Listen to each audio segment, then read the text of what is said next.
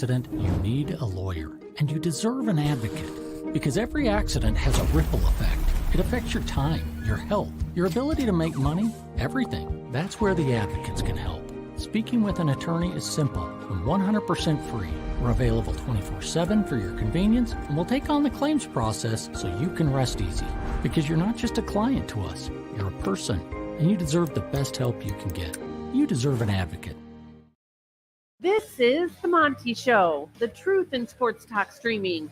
When you want unbiased opinions about your favorite team without the spin, all you have to do is find the Monty Show, streaming live and available 24 hours a day, 7 days a week on YouTube.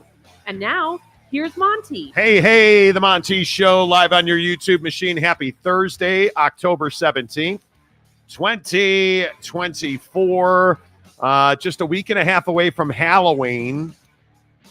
As always, we're presented by The Advocates, theadvocates.com, the best injury attorneys in the business. And I tell you every single day that, you know, when you've been in an accident and you know that winter is coming, and in a lot of places, I don't know, such as in like the great state of Utah, it arrives today.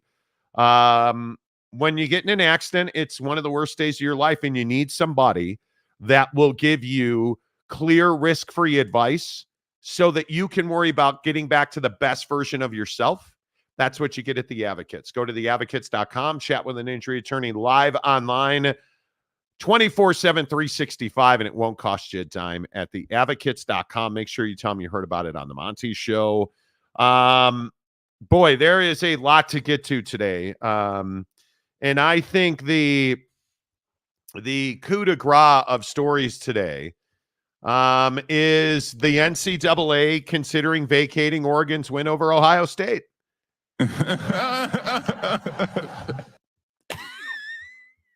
It's gonna happen. Never. So we took a lot of heat. Well, I shouldn't say we. You know, brand new quarter zip guy didn't take any heat because, well, he doesn't have an opinion.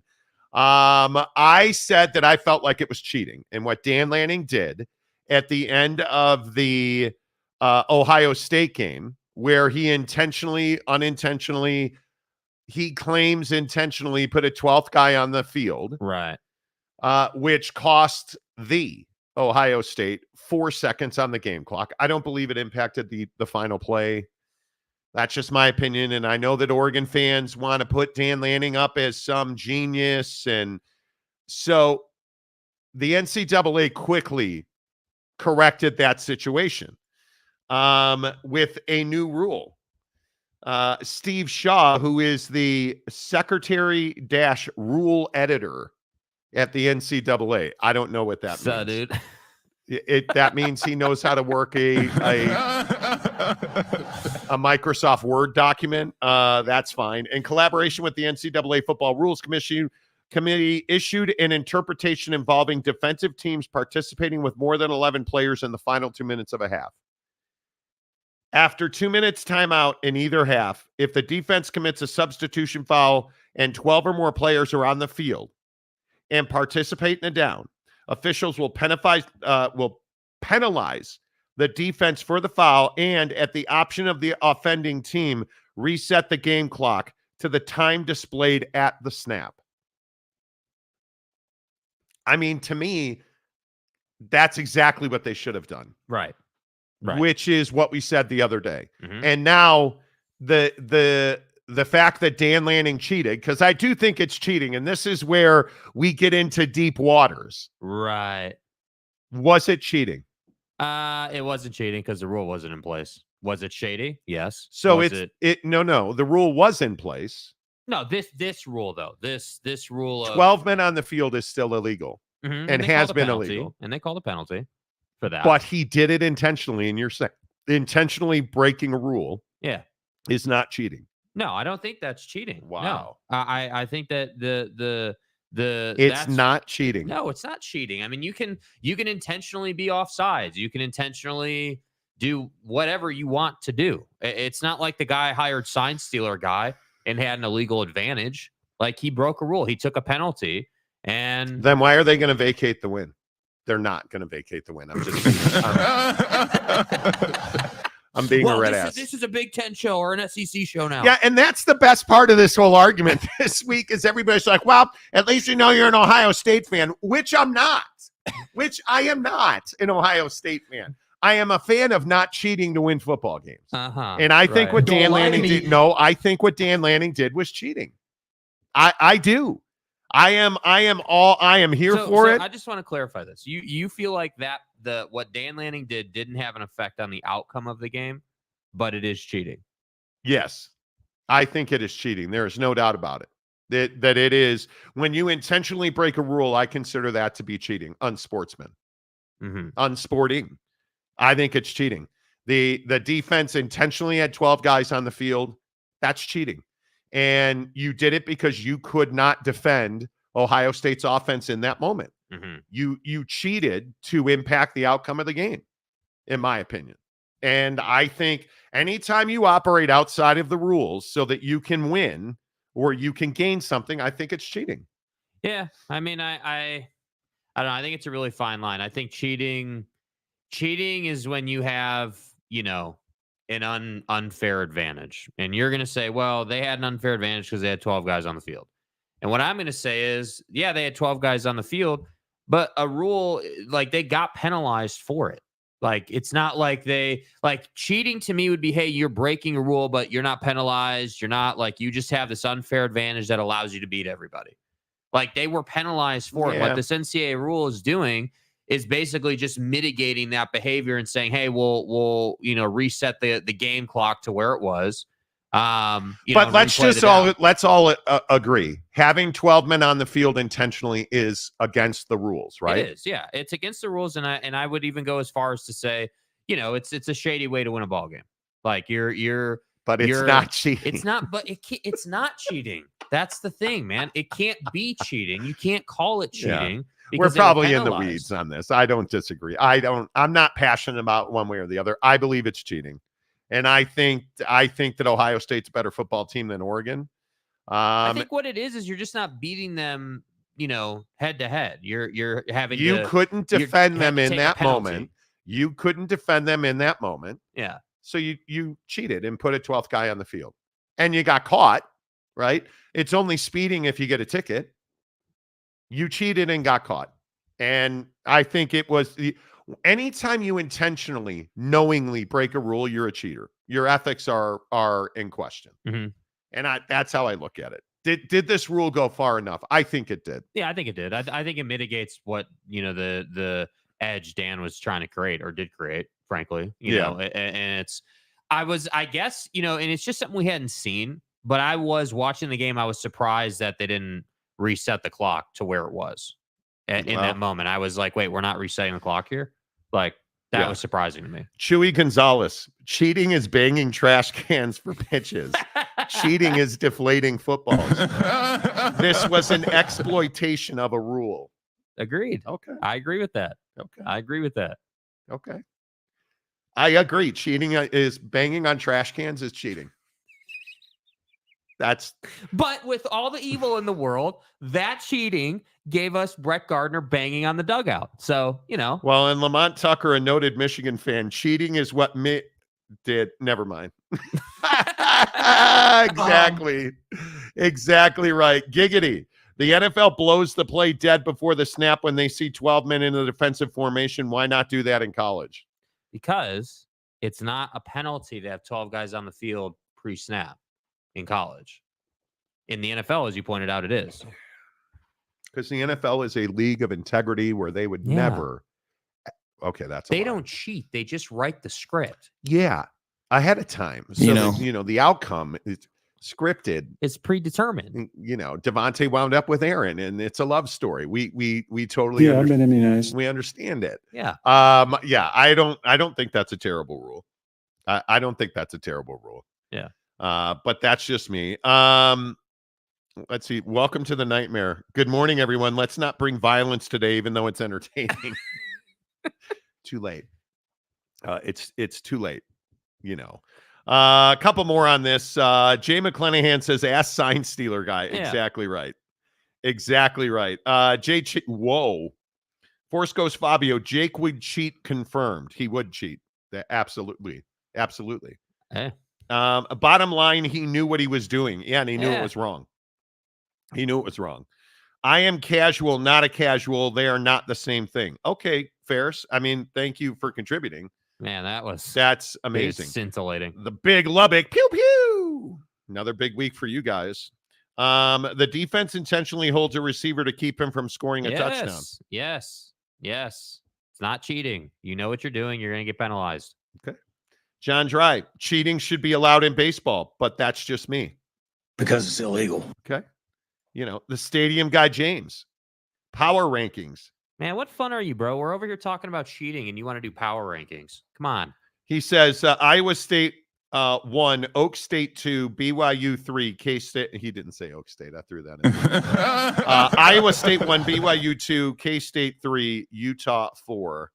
Cows 16.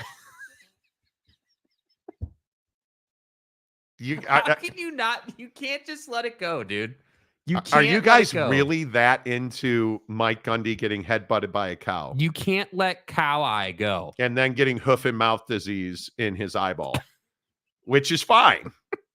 I mean, manure does bad things to orifices. I mean, that probably is too much. It is a big week in the Big 12. Let's get into it because I think there are big games, and we have debated this back and forth on the show, Grum. Who's the best team in the Big 12 right now? And I understand that we have a lot of fans in Provo, Utah, and Ames, Iowa, who want to throw hands over who the best team in this conference is. I'm not sure it's an argument because I think what Matt Campbell has on defense in Ames is pretty dang special. And I think until Iowa State is not the best team in the conference, I can't see going a different direction here. I think that they are a great football team. That is not to slight BYU. That is not to take anything away from BYU. I think Iowa State is the best team in this conference. And I think this is an incredibly important week in the Big 12. BYU Oak State, Friday night in Provo, is a huge game. And you look at the implications of that game for BYU. I mean, this is now a conversation about BYU football of going undefeated. And they're going to have to run the gauntlet, which is going to include, obviously, Oak State and Utah in the Holy War. But I don't think there's any doubt that this is a Renaissance-type season for BYU. This harkens back to the days of Lavelle Edwards and Kalani Sitake as a football player and Ty Detmer and all of the legends, all of the greats that you think about when you think about BYU football history. That's what we are seeing out of this team. They are undefeated at 6-0, and they have a huge contest. And I hope, and this is what I would hope in Provo, and I would hope for BYU fan, every game from here on out is your Super Bowl. I think it is that important. You are a mere 50% through your season. You have accomplished nothing at this point. Yes, you are undefeated, but I will continue to tell you, and I would say the same thing about the boys in Ames at Iowa State. Every week on this schedule, especially with the college football playoff set up the way that it is, Jake, I think every week is your Super Bowl. Absolutely. And I think the conversation around is it BYU or is it Iowa State for the best team in the Big 12 comes down to perception. I don't think people believe or have the confidence in BYU that they'll go undefeated the same way that they have the confidence in Iowa State to go undefeated. And it's really interesting to have that conversation when you start looking at schedules. You know, both of these teams have Utah left on the schedule. Both of these teams still have Kansas left on the schedule. Not that Kansas is some great team, but they could still beat you if you decide to not show up and play poorly. And I just sit here and I look at this and I say, look, man, when people think about BYU, they think about a team that typically underachieves, typically is struggling to get bowl eligible, is new in the Big 12, obviously. And I don't think people like to give BYU the credit that maybe they deserve this year. How many times have we had to talk about the quarterback room? How many times have we had to talk about, the defense and how good are they? Can they really stop the best attacks in the conference? Like, I just think that BYU suffers from this perception problem and that lack of confidence in their program to win outright in the Big 12 is why most people are putting Iowa State ahead. And I would agree that BYU has to earn that respect, and they are a newer team in the Big 12. So I think, yeah, right now today you have to put Iowa State as the best team in the conference. But I'm not going to sit here and you know and say that, man, I just think that Iowa State's got this easy route to go undefeated or somehow, you know, their chances of going undefeated are better than BYU's. Oh no, not even close. I think that BYU's offense hasn't even seen its best form yet. And that's really what I'm looking for against Oklahoma State this week. I'm looking for night game, come out and show me what you got on offense. Show me the goods, because you need it. Yeah, I think Iowa State's schedule is very difficult. I think you have UCF, obviously, this weekend, Texas Tech, then you go to Kansas, then Cincinnati, at Utah, and at K-State. I think that is a very difficult schedule for Iowa State. And you look at BYU's schedule, not that it's easy, but you have Oak State, at UCF, at Utah, K-State, or excuse me, Kansas, at Arizona State and Houston. Yeah, and I think that K-State matchup for Iowa State is the X factor in these two schedules. BYU's already seen K-State. BYU was fortunate enough to play K-State earlier in the year when K-State wasn't rolling the way they are now. And not to discount the win, they dominated K-State, but I just think when we talk about going undefeated or maybe being a one-loss team in the conference, you look at Iowa State's schedule and you're like, yeah, man, they got to play a, you know, all due respect to Utah, they got to play a good Utah team who's, you know, a couple weeks out, you know, going to have a couple weeks of this Isaac Wilson being the guy under their belt. So Utah is going to be a tough game. K-State's going to be a tough game, but I would expect fully that Iowa State would be undefeated heading into Utah week. That's what I would expect. And then from there, that's where we're going to find out just how good you are, because you're in Salt Lake for that one. Yeah, I think I still give the nod to Iowa State. That defense is stupid good. Yeah. I mean, it is stingy. It is, I mean, Iowa State plays a style of defense that everybody wants to play. And I think BYU's defense obviously has been fast and physical. I just think that Iowa State's defense is a cut above. Mm-hmm. And listen, I think there's a lot of people writing off Utah as well. I would advise against that. If they get Karene Reed back and if they get Sione Fatu back, I mean, that is a vastly improved defense at that point. You're getting two star players back on defense. I would not write off Utah. I'm a big believer in Isaac Wilson. I think he's got the talent to carry that team. I think he's got the arm to carry that offense. You're able to run the ball. I think the O-line's been better. If you truly look at what's ahead for both of these teams, Utah's going to be one of the toughest matchups on their schedule. Mm-hmm. And I know that BYU fan loves writing off the Utah Utes, and I totally understand that. This is these back-to-back losses for Utah is incredibly disappointing. And this is now with Cam Rising, though, I feel like that is injected some energy into this program of, okay, we have a direction, we know where we're going. The uncertainty of who's going to be a quarterback certainly had to play a role in preparation. Right. How could it not? So now Isaac Wilson's the number one, and he's going to be going forward. So I think that's a big advantage. We'll see. And obviously, I think the other team that we have to talk about is Joey McGuire and Texas Tech. I think this is an incredibly important stretch of games. These next two games in state, I think they're must wins for Joey McGuire. I think TCU and Baylor, Tech's got to beat Baylor, and they've got to do it handily. The problem is that Texas Tech is so inconsistent on defense. Yes. And you just cannot count on that defensive unit. And it worries me a little bit because as bad as Baylor has been at 2-4 and 0-3 in the conference, I mean, you're one of three teams that hasn't won a conference game. It's very disappointing to me that Dave Aranda kept his job last summer. And I feel like I hold Baylor to a higher level of expectation, and I would expect that we would see that.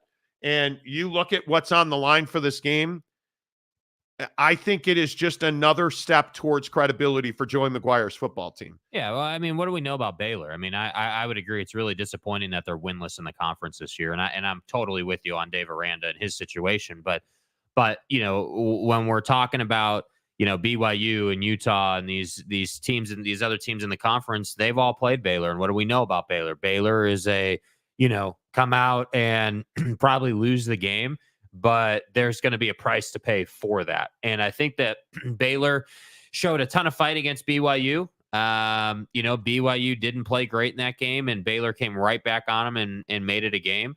The Utah experience was a little bit different for Baylor because Utah is so prolific at running the football that they just, ran all over them, frankly. So I just think that, when I look at Texas Tech, like, I would expect you to run the hell out of the football against Baylor. That's what I want to see. I want to see Taj get after it. I want to see a lot of play action, because when you do that to Baylor, they just don't have a lot of ways to come back towards you, to answer that. And I think that's the thing when I look at the Big 12, and this is probably for a different day, but I just look at this conference and, it's like, man, like, when I'm looking at TCU, Oklahoma State, Baylor, Kansas, like, those are 4 teams in your conference that should have been way better than they are this year. And to me, shocking might be strong, but it is really surprising, like, when you look at the makeup of this conference and who's good and who's not, where we're at right now.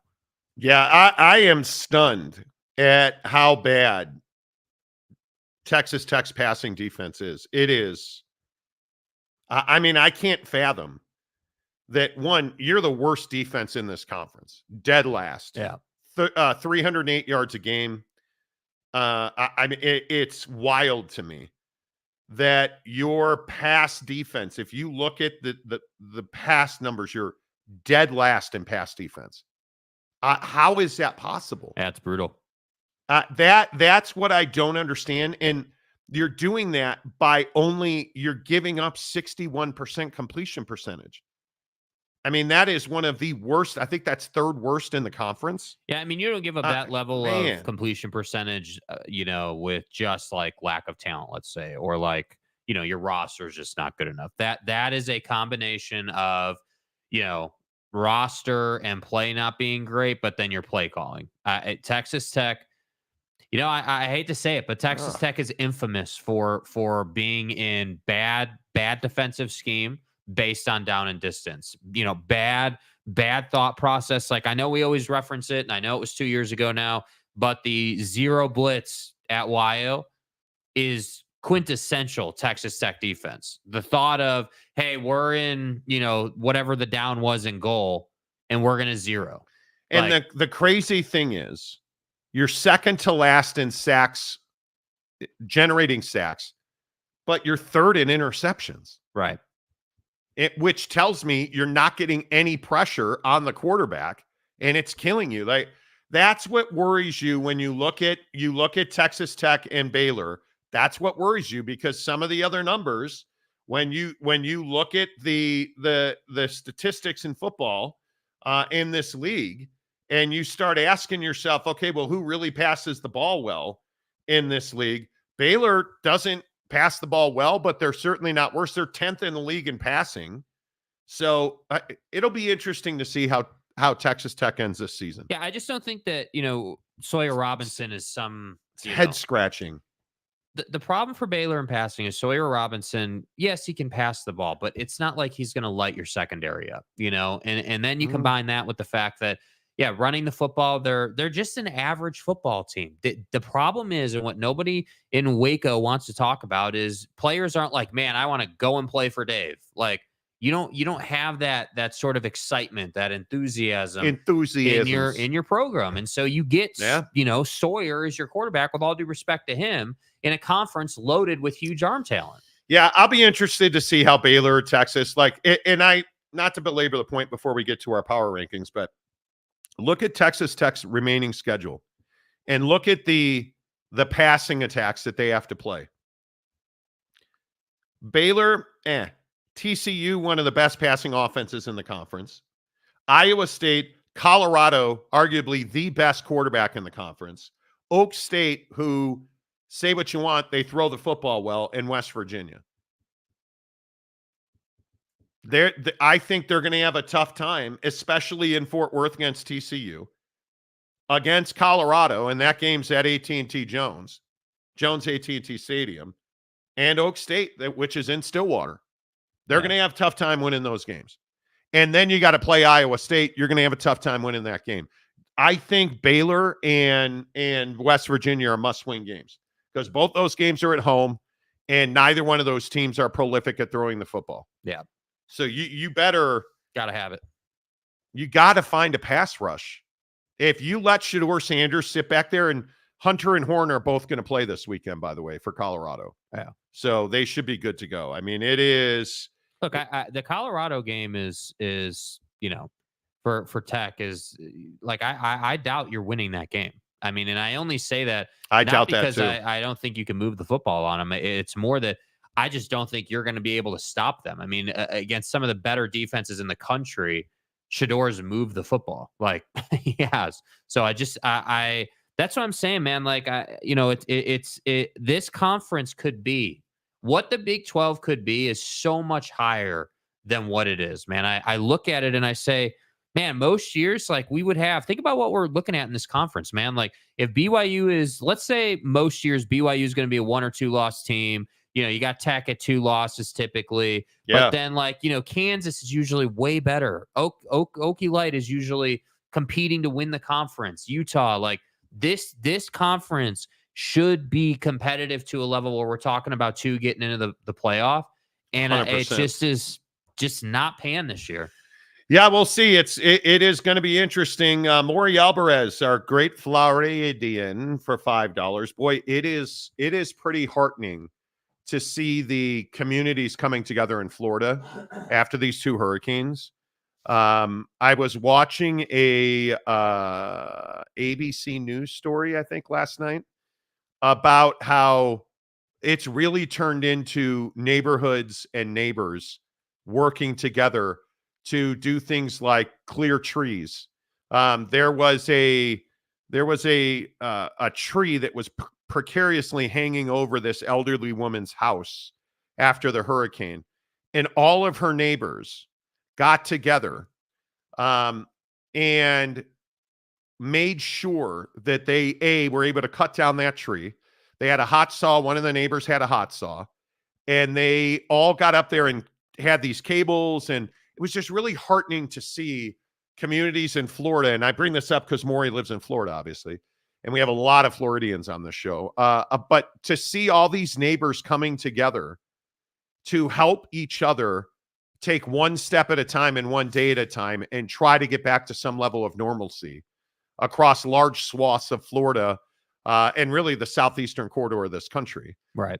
Because of how devastating these storms are. It was really heartening to see that story. These next 2 weeks will be a good barometer for Iowa State and BYU because they play UCF this week and next week. Can you stop the run? Because I think that RJ Harvey is a stud. Yeah. And UCF is one of the most disappointing teams in this league. It is. I had really high hopes. I think Kansas by far is the most disappointing team in this league. Agreed. I don't even know how you explain that. I think that as far as disappointments go, Kansas number 1. I would say UCF number 2 is the second most disappointing team in this league. And I think you're right, Maury. I think it's always interesting when you can compare and contrast how teams do. Obviously, the K-State game to end the season for Iowa State is going to be very interesting. Yeah, that game could have huge implications. Because where will K-State be at that point? I think that's a very interesting question. Yeah. Where will K-State be at that point? Aaron Wilson, America's favorite mailman. Thank you, Aaron Wilson. Appreciate you. Gifted a Monty Show membership. Go pick that up if you haven't.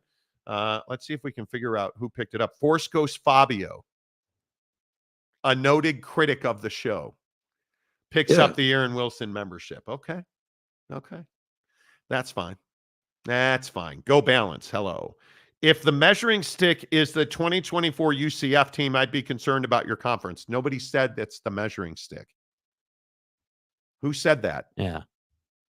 What we were talking about was it's a common opponent between 2 teams, so it'll give us an idea of how each played that opponent and the odds to go undefeated. Yeah.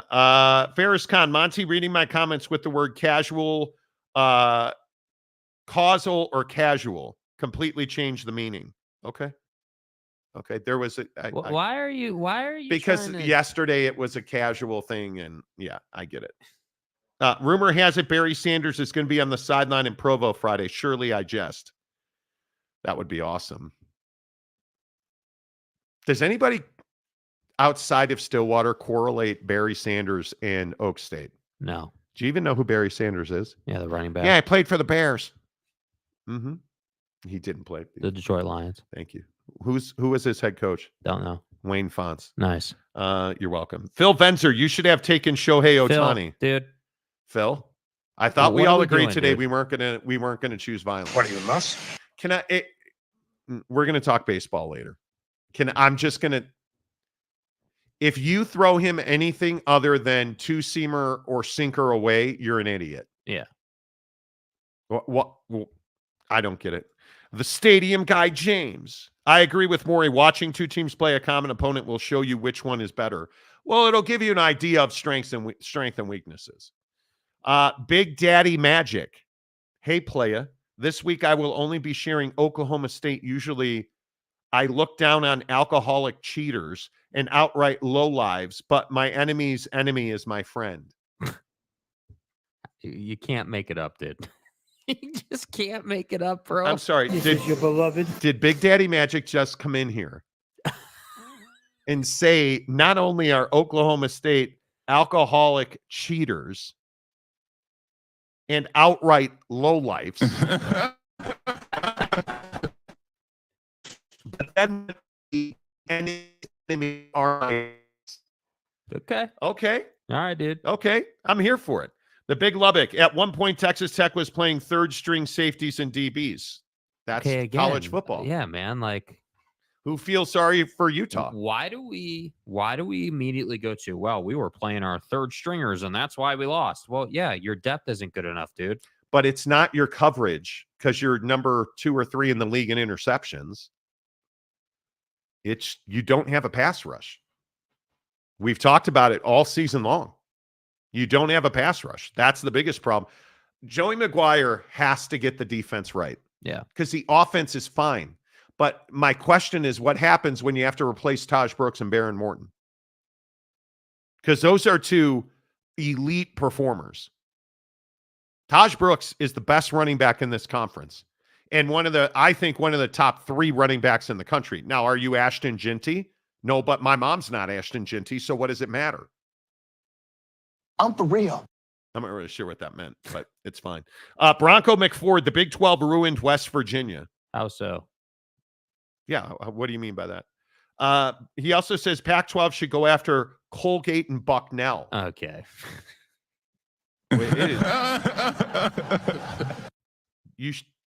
There are 12-step programs to help you, McFord. There are, Oral Care Club. What am I supposed to do with that name, dude? Like, Stay hard. Like, Is Hack-a-Shack cheating, intentionally breaking rule? Hack-a-Shack, in my opinion, is. Hold on. I believe it is. That's not breaking a rule. It's not breaking a rule. That's not breaking a rule. Fouling in the NBA is completely legal and is accepted. And I think it's unsporting. You can't stop him, but he can't make free throw. I don't I view need to that as rethink cheating. that. Dude. I don't think it's cheating either. I think that's strategic. Yeah, because committing fouls in the NBA is part of the game. Yeah. I don't think it's cheating. No, I don't. It's fine. The stadium guy, James, what a Gundy thing to do. Start the season 3-3 and then upset BYU and we get our hopes up, then lose to Baylor. Okay. Watch out for the cows. A lot of cows in Provo. I got news for you, James. I'm not picking Oklahoma State to upset BYU at night. If that game was in Stillwater, I would probably be leaning Oak State. Yeah. Only it's not, and it's Friday night, and it's not going to be nice weather here in any way, shape, or form. Payson Cougar fan. Great golf course in Payson that I want to play. BYU and Iowa State at Utah will be a better measure of differences. UCF is at Iowa State and BYU is at UCF. I would agree with that. I still think UC you see how each team handles those clubs situationally. But there's no doubt if you can play a common opponent in the same atmosphere, because Rice-Eccles is a tough place to play. There's a lot of questions if Utah fan will show up. Utah fan's going to show up. Yeah, they've only lost 2 games here. It's not like it's not like the season. Dude. I think a lot of people are writing Utah off like the season's over. Yes, you're 1-2 in conference. Yes, you're 4-2 overall. But if you think that this TCU game is not a massive game, it's a massive football game for Utah. And I think your weakness defensively is in the secondary. And I think if you look at TCU, and the thing that worries you is that Josh Hoover is an absolute stud. If you look at some of his numbers, I mean, he's completing 68% of his passes in conference. I mean, his game log, if you look at his game log, dude, his numbers, I mean, he's got a 400-yard game, a 396 game, and a 356 game. Now, it's UCF, SMU, and KU. Those are not good football teams. I mean, Utah will definitely be the best defense he's faced. I would agree. How did they lose to Houston? Huh? How did they lose to Houston? I don't understand it. I have no idea how they lost to Houston. So I'm saying that's an incredibly difficult game to pick because which TCU is going to show up? I mean, we know that Josh is going to throw the ball a lot. We know that. But they haven't won. TCU has not played what I would call a quality opponent. And they haven't looked good against your losses are UCF, SMU, and Houston. Yeah, it's not great. And it's because you gave up 35 to UCF, 66 to SMU, and 30 to Houston. Yeah, you think Utah is going to be able to run on them? Bro, that to me, like the SMU game is really interesting because you gave up 238 yards rushing in that game. Yeah. That is a massive number. And if you look at the run defense in the Big 12, and I think it is really critical that you run the ball. Oak State's the worst run defense in the conference. TCU is second worst. Yeah. TCU's given up 180 yards a game. Yeah. Oof. And Oklahoma State's given up 235, and Mekhi Bernard had a career day against Oak State. So I ask at BYU, is LJ Martin healthy and is he going to play? Yeah. Is he going to play at a high level? He's healthy. Is he going to play at a high level? I don't know. What kind of play calling are we getting, Aaron? I don't know. You've got to run the ball. I want to see a ton of RPO this week out of Aaron Roderick and BYU. It's got to happen.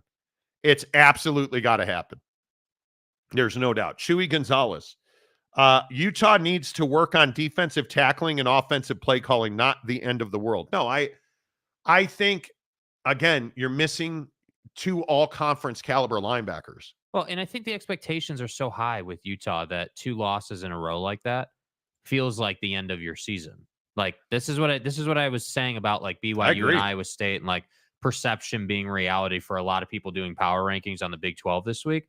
Like you've got like look no further than where people are sitting based on their thoughts. You know, you've got the local media in Salt Lake saying that BYU is the best team in the conference. But I'm not telling you that. And I don't think BYU's earned that.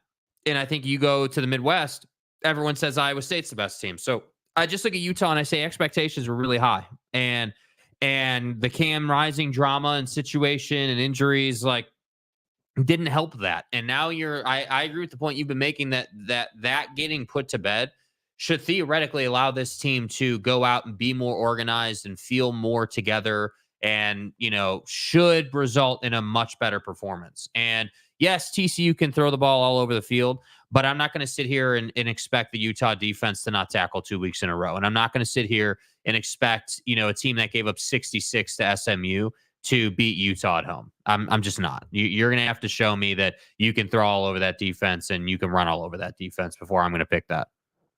Yeah, I think it is going to be very interesting to see how all of this shakes out. Again, I want to know.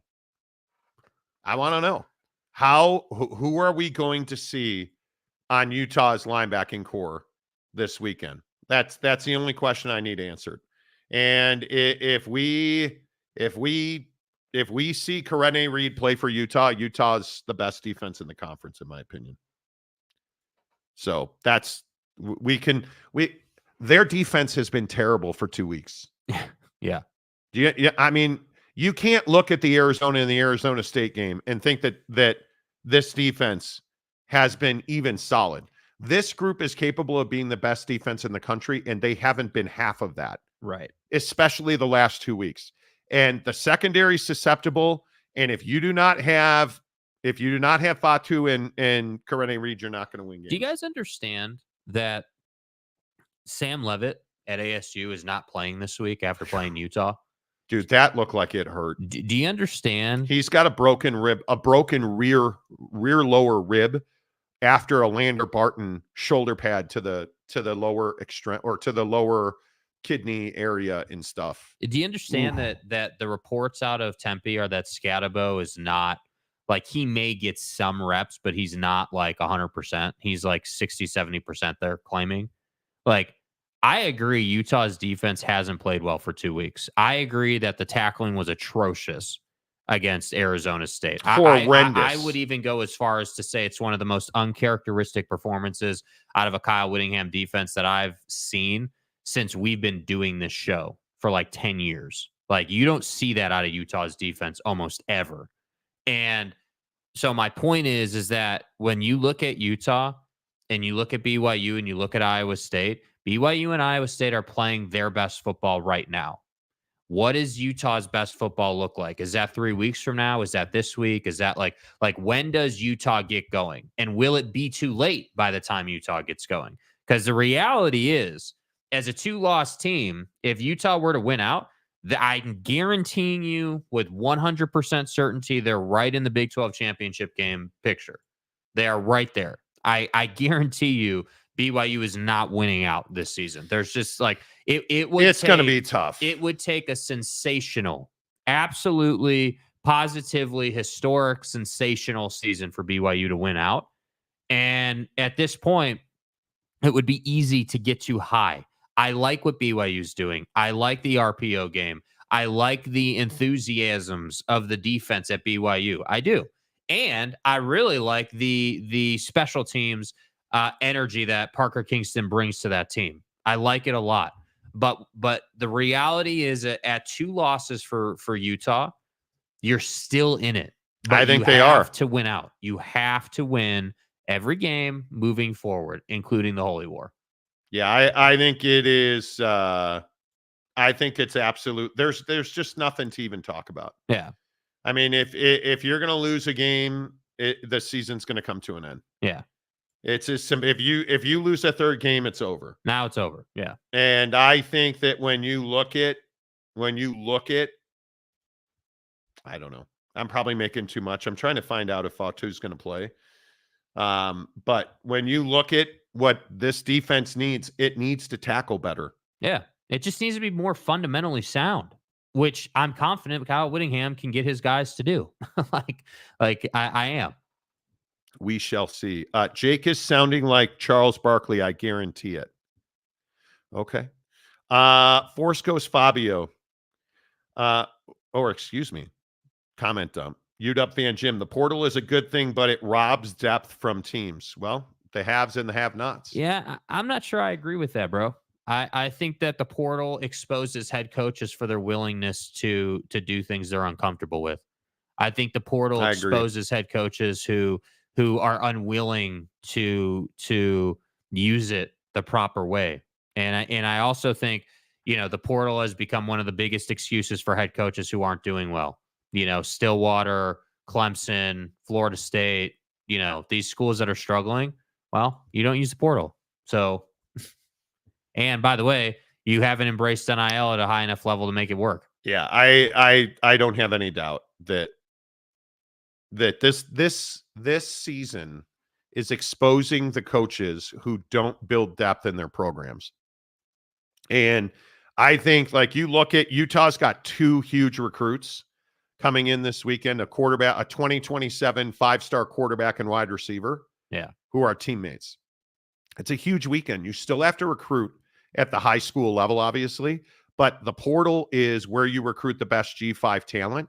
And you will occasionally, I'm hearing a lot that Ollie Gordon's going to be in the portal after this season. A guy like that being available to you.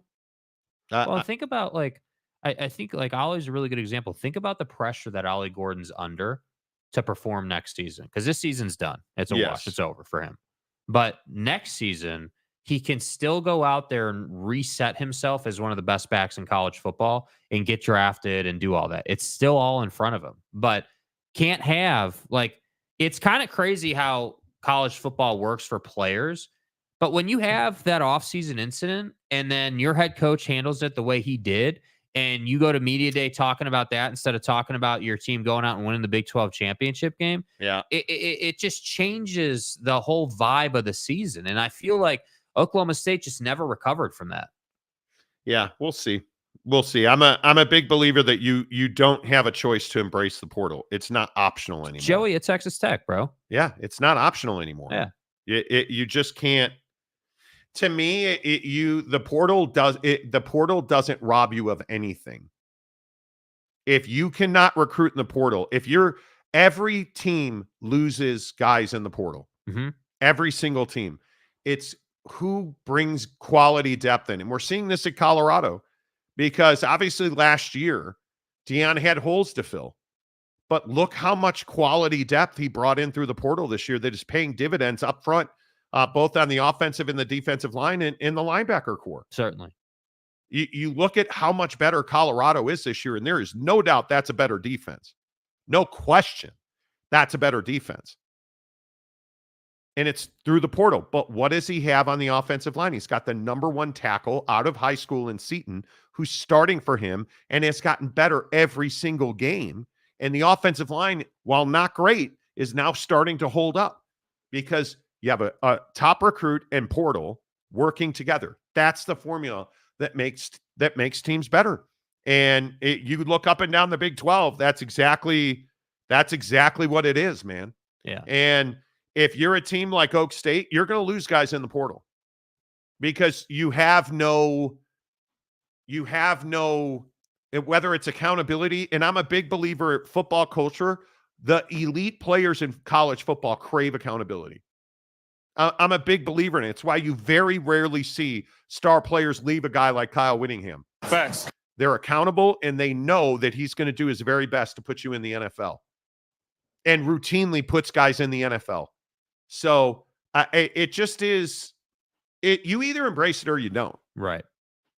That's the end of it. You look at Kyle Whittingham. The Fano brothers are a great example. Transfer from BYU to Utah, or you look at the Puka Nakuas of the world transferring to BYU. The state of Utah needs to be talked about, though. I mean, if we're going to sit here and talk about the portal robbing depth from teams, dude, the state of Utah is loaded with football talent at the high school level. Yes, it is. And so I bring that up to say that BYU, Utah, even the G5 level programs in the state of Utah, they don't, the emphasis on the portal isn't as heavy for schools in the state of Utah, because the football pipeline is so deep. They can go to high schools and get their talent, and then they can fill in the holes on their roster that they weren't able to get through recruiting with the portal. They don't have to go out and get 10 guys in the portal. They probably need to get like 2 or 3 guys in the portal just to cherry on top the roster. And that's what kind of separates the, teams in certain regions of the country from, teams who maybe don't have that kind of pipeline locally. And I think you got to understand that when you talk about the portal. And it's why, I don't know how many people saw this yesterday. Do you guys understand there's more college kids enrolled in colleges in the state of Utah than there are the population of Utah? Because people want to come here. It's a desirable place to live. It's a desirable place to go to school. So I think all of that matters. Let's see. Brandon Butler. Might be time for Kyle to go full Bob Seger and turn the page. It's going to take one of his best coaching jobs to run the table. Totally agree. Yep. You're going to have to, this defense is going to have to get markedly better. But the quarterback situation is how he would turn the page. I mean, because it does apply to the defense. It does apply to the offense. It applies to the whole program. Like being able to say, hey, yeah, we understand. Isaac is fully committed and is going to give us 100% every single week, but his 100% maybe isn't effective, or it maybe isn't as effective at times as what we're used to. So as a defense, as a special teams unit, as an offensive line, we have to get better. We have to improve. We have to play at a higher level, because we know that in the biggest moments in a hostile environment on the road, Isaac can come through for us. So if we put him in a position to be successful, we're going to be okay.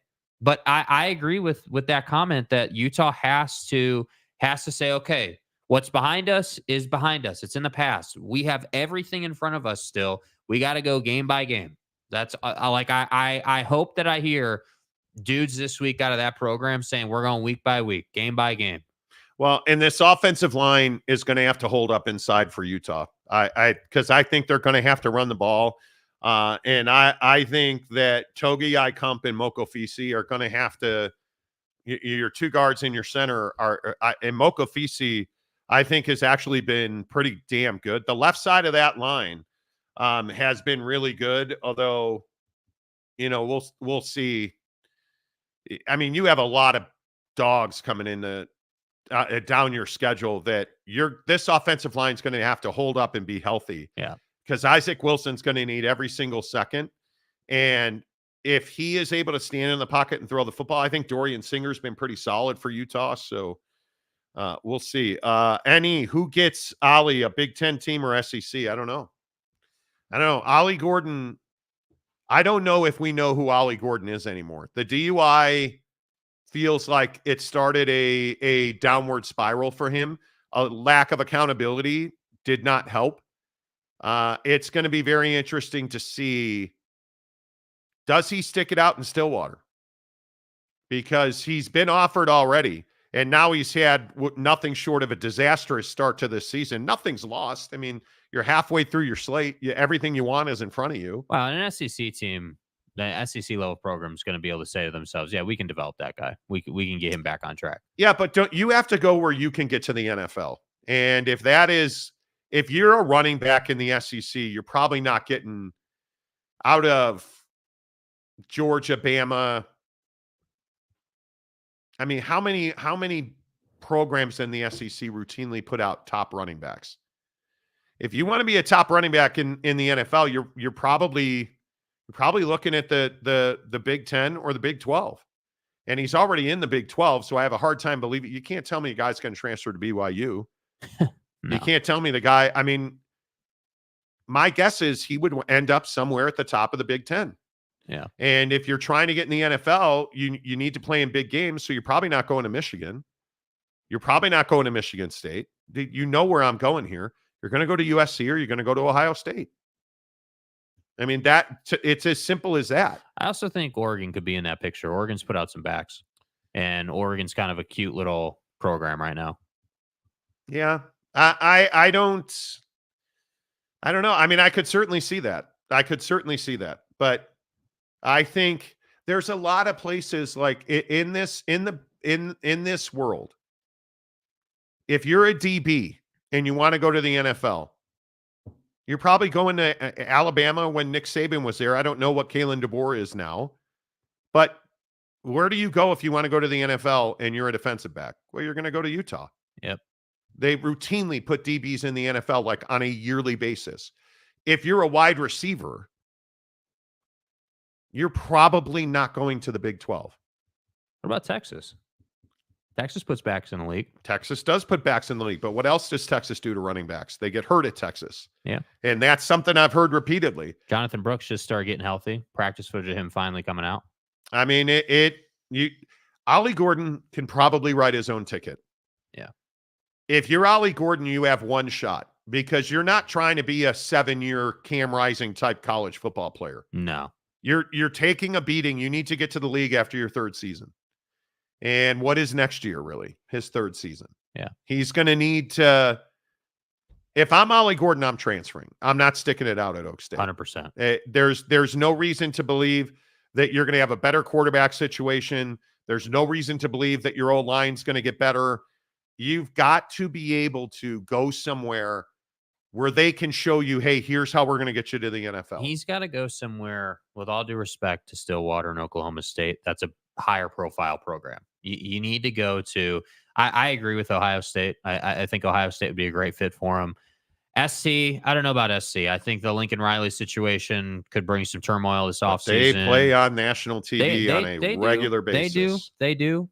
But if they draw a TV audience. But I don't think TV is his only deal. He has to go somewhere where it both develops him personally, because again, I'm not just going to let a DUI go. If you have a DUI as a college football player, you've got personal issues. You have decision-making problems. So you need to go somewhere where you can get developed at a really high level. And that to me says, hey, I'm looking at head coaches. And yes, I'm looking at national TV. And yes, I'm looking at access to the college football playoff, which to me says not Georgia with Super Speederville, Ohio State. And yes, Ryan Day doesn't win at the highest level, but yes, he puts dudes in the NFL with regularity. Yeah, I'm not. And yeah, we'll see. It'll be interesting to see where he ends up and if he transfers. You cannot believe in. Again, I'm not fire the coach guy, but if Dunn's not out at Oak State, yeah, I don't when know are you going to fire the offensive coordinator? Yeah, I don't know what you're doing. I mean, you're out of your mind if you keep him on staff. Yeah. Like it just is. It's wild to me. Bronco McFord, just let high school football players go straight to the NFL. No. They're not physically ready. No. They are not physically ready. They're 1 in 10,000 are physically ready to play in the NFL. And you are, the NFL has a return on investment problem. You're getting more and more money in player pockets, more and more guarantees. And you need longevity. And there are several positions. Linebackers and running backs don't last long in this league. Right. They just don't. And you look at how many hits the quarterbacks in this league are taking. It is significantly higher. And the G-force being inflicted on collisions in the NFL is at an all-time high. So if you're going to put an 18-year-old kid on the field in the NFL, you can't expect him to have a 10-year career. Nope. He's never getting through the 5-year rookie contract because they're just not ready. The biggest thing that you do in college is you grow mentally and you mature. You go through puberty and you become a man. Yeah. But you also lift weights and you also eat well. And you, at the top programs, you eat well. You build your body. You look at the machine that Travis Hunter has become. Yeah. Look at the man that he has become. If you look at the best players in the NFL, 9 out of 10 of them went to the best programs in college football. Yep. It's why Bama's got so many dudes in the league, because you are there to do a job, and that is to become a football player.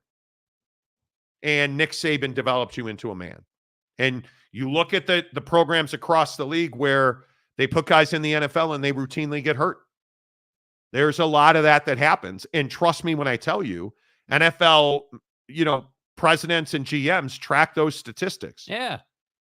What university puts guys in the league that has a career arc? That would be Alabama.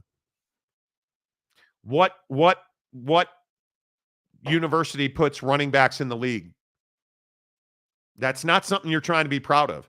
Now, what university puts wide receivers in the league, quarterbacks in the league? Mm-hmm. Why does USC create so many NFL quarterbacks who just don't succeed at the highest level in the NFL? I don't know either. Right? But where did Jamar Chase go? Where did It's not rocket science. So anyway, probably too far. The state of Utah smells like old baloney and corruption.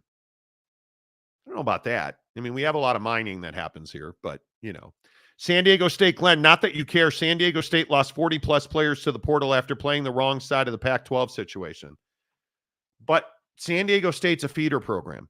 Yeah. You're in a different position at that point. And again, in the G5, unless you are who's the best? The Ashton Ginty, my Heisman guy. If you're Ashton Ginty, are you transferring from Boise State? You're not, because you're getting all the love and all the run that you need, but you're also spectacularly performing.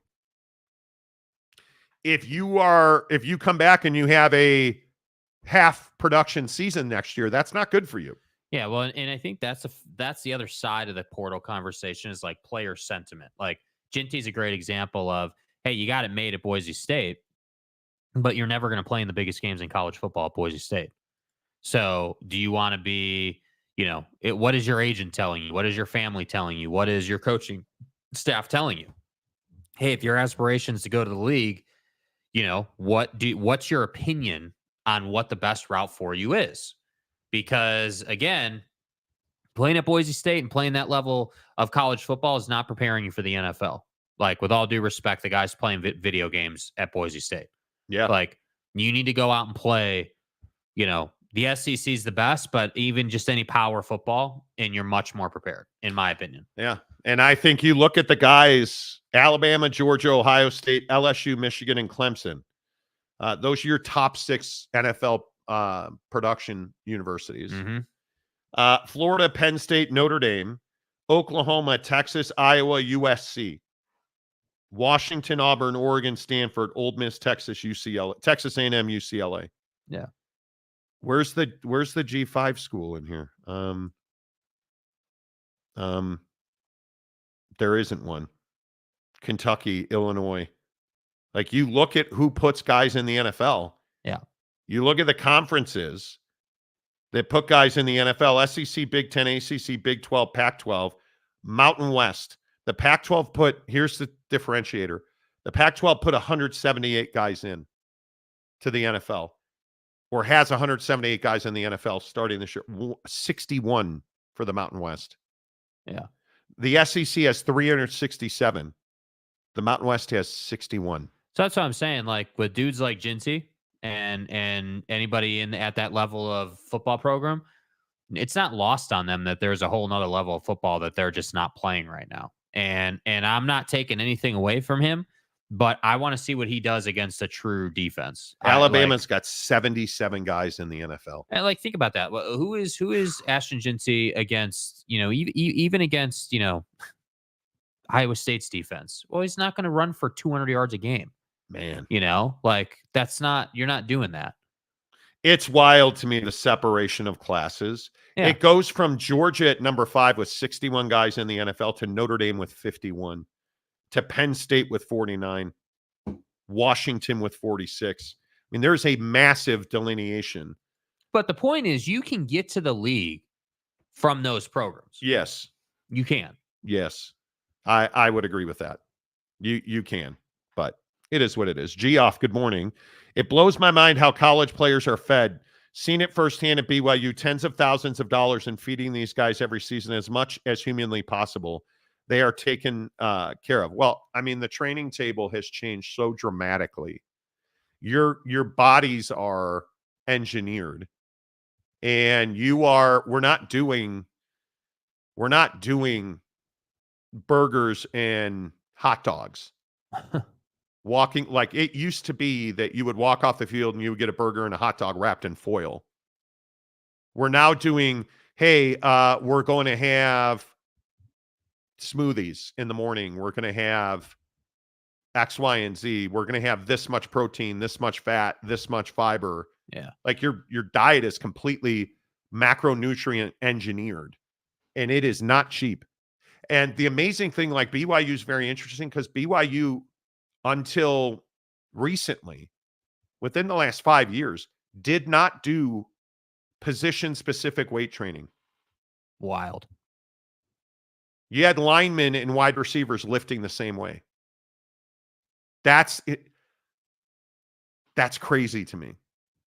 Like, having been around the NFL for so many years, it always fascinated me how, like, when I covered the Raiders, they would have, the team would come together in the middle of the weight room. And I was there one, because I had a lot of good friends on that team. And there was one Tuesday morning, or maybe it was Monday or Wednesday, I don't know, Wednesday morning, because the Raiders were always off on Tuesday. Wednesday morning, where they were all standing in the middle of the weight room. And the weight room, for those of you who don't know, is a place where they come together. It is their space, even more than the locker room. It is their space. And watching the Raiders go through 70 dudes squatting, it was about an hour of just yelling and screaming, and it was amazing. And then they all go off, and the receivers work with their strength coach, and they're doing, like, receivers do all kinds of hand-arm drills and a lot of shoulders. Every football position does shoulders, but then they strength trains for speed and explosiveness. Whereas your offensive and defensive linemen are training for bulk and power. A wide receiver is training for quick twitch explosiveness. So watching the way that the NFL and their strength departments engineer that stuff is fascinating to me. It's fascinating. Yeah. And then the idea that you're not doing that in college, what is wild to me. Yeah, and I just think that's where when you look at those discrepancies of dudes getting to the league from college, that little stuff like that is what separates, the best teams in the country from just like a mediocre team. I think about, again, with all the cheating aside, the Michigan football program last year, like, cheating didn't help you lift the weights the way you did in the weight room. Like, they were a strong, beat your ass kind of team.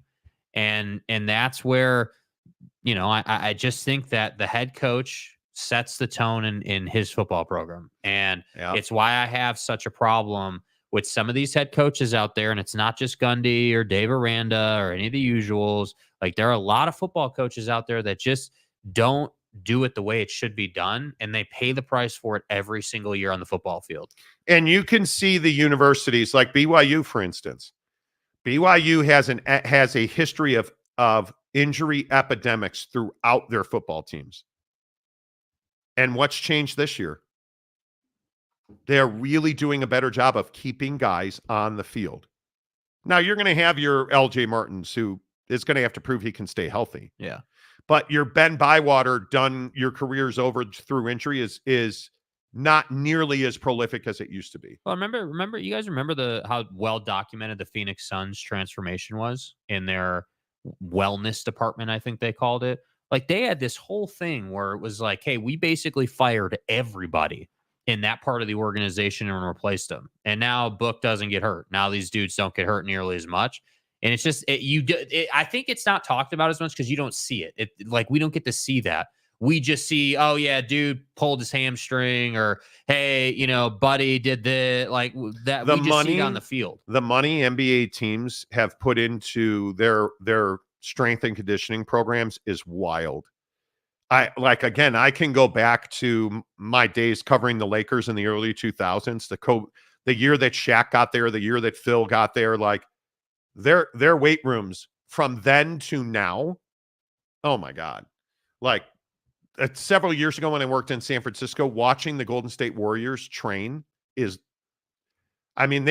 think they're a football team. They train like wide receivers train. It's crazy to me. Yeah. It is absolutely crazy to me. And I think it is the separation of classes. Anyway, as you have it. All right. Hour number 2 of the Monty Show. Let's get into our Big 12 power rankings, because here's a question. Who's the best team in the Big 12 and who's the worst team? We'll tell you that in 15 seconds on the Monty Show. Hi, Sarah. Your dad told me about your accident. Can you tell me how it happened? Still kind of going through it, but I was stopped at a light, and then this car I heard it come up behind me, and bam, and it's kind of like in slow motion. Yeah, there you go. That's what it looks like when you get in an accident. You need an advocate. You need somebody to fight for you. They're right there with you. I am telling you, it's one of the worst days in your life when you get rear-ended sitting at a stoplight, which I have been. It'll change your life. And you need somebody who thinks clearly, who gives you that clear, risk-free advice we always talk about. That's why you go to the Advocates at theadvocates.com. Chat with an injury attorney live online for free at theadvocates.com. Coming up in 15 minutes, we'll get to our prize picks. Let's get you Big 12 power rankings. Who is the worst team in the Big 12? I want to show you some differing opinions. Here's Barstool's Big 12 power rankings. How do we feel about this? Well, Oak State 14. Yeah, I mean, I think that's fair. Yeah, I do. Baylor or TCU? As worse? Yes. Probably Baylor. I think is worse because at TCU at least you have the passing attack that can get you over in certain games. I would at agree. Baylor, it's just there's just no. But are you no get back? Are you taking Utah 11th? No, I'm not. You're putting Texas Tech 5th and Utah 11th. It is wild to me every week when we do these power rankings. And I understand with you guys as fans, like I totally understand why you look at things the way you look at things. Utah is not the 11th best team in the Big 12. That's crazy to me. Just like I don't believe on the other side of it, I do not believe that BYU is the best team in the Big 12. And I understand why like KSL Sports in Salt Lake City says in their power rankings, BYU is the best team in the league. I don't buy that. I think Iowa State's the best team in the Big 12. But at the bottom, I think it is really interesting when you look at the worst teams in this league. I don't even know how to say this out loud. I do believe that I would take Kansas as the worst team in the league. Yeah, and I would agree. I think Kansas is the worst team in the Big 12. Yeah. And I could not have been more wrong about Kansas this season. Well, I don't think anyone saw them being this bad, dude. I mean, it's like you say. I mean, I don't know how you explain it. I don't know. Like what. I don't know. Like Oklahoma State, you understand why they're bad. They're poorly coached. They do not execute on offense. And defensively, they just have not been able to stop anybody. Pass, rush, anything. Yeah. They haven't been able to. Okay, I understand that. I do not understand. Defensively, Kansas right now is 11th in the league. They're offensively 12th in the league. And they are in my opinion, they are the worst team in the Big 12, which is shocking. I think after that, I think I'm going to take TCU. I think TCU's defense is so bad, which is remarkable to me. Uh-huh. I don't understand how TCU, with Sonny Dykes as their head coach, is this bad defensively. So I have them at 15. I have Oak State at 14. I have Baylor at 13. Because I when I was looking at this last night, I was like, if Baylor and Oak State were playing, I think that'd be a really close game. It would be. I think, when you look at the standings, if you just look at the standings, worst team in the league competition is Oak State, Baylor, and Kansas, who are all winless in conference. I think it is. And, Kansas, I would agree, is definitively the worst team in the Big 12. You're just not getting away from it.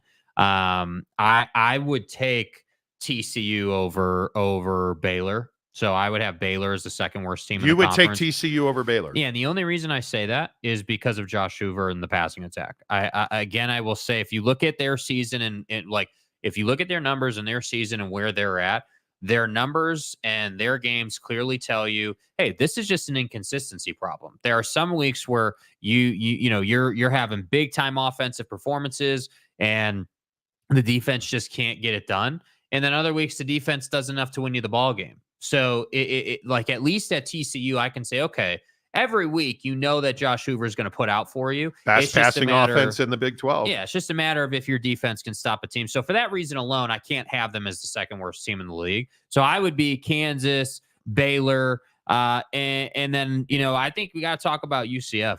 I think UCF is there. Yeah, I think the problem is with UCF is there's not an energy, and I guess I've said this word like 50 times today, but an enthusiasm. There's not an excitement. There's not a But man. Who's the best offense in the Big 12? UCF in totals is the best offense. I agree with you on Harvey. I do. The guy's a stud. And I continue to tell you guys that statistics, in my opinion, lie. And you look, they are running for 268 yards a game.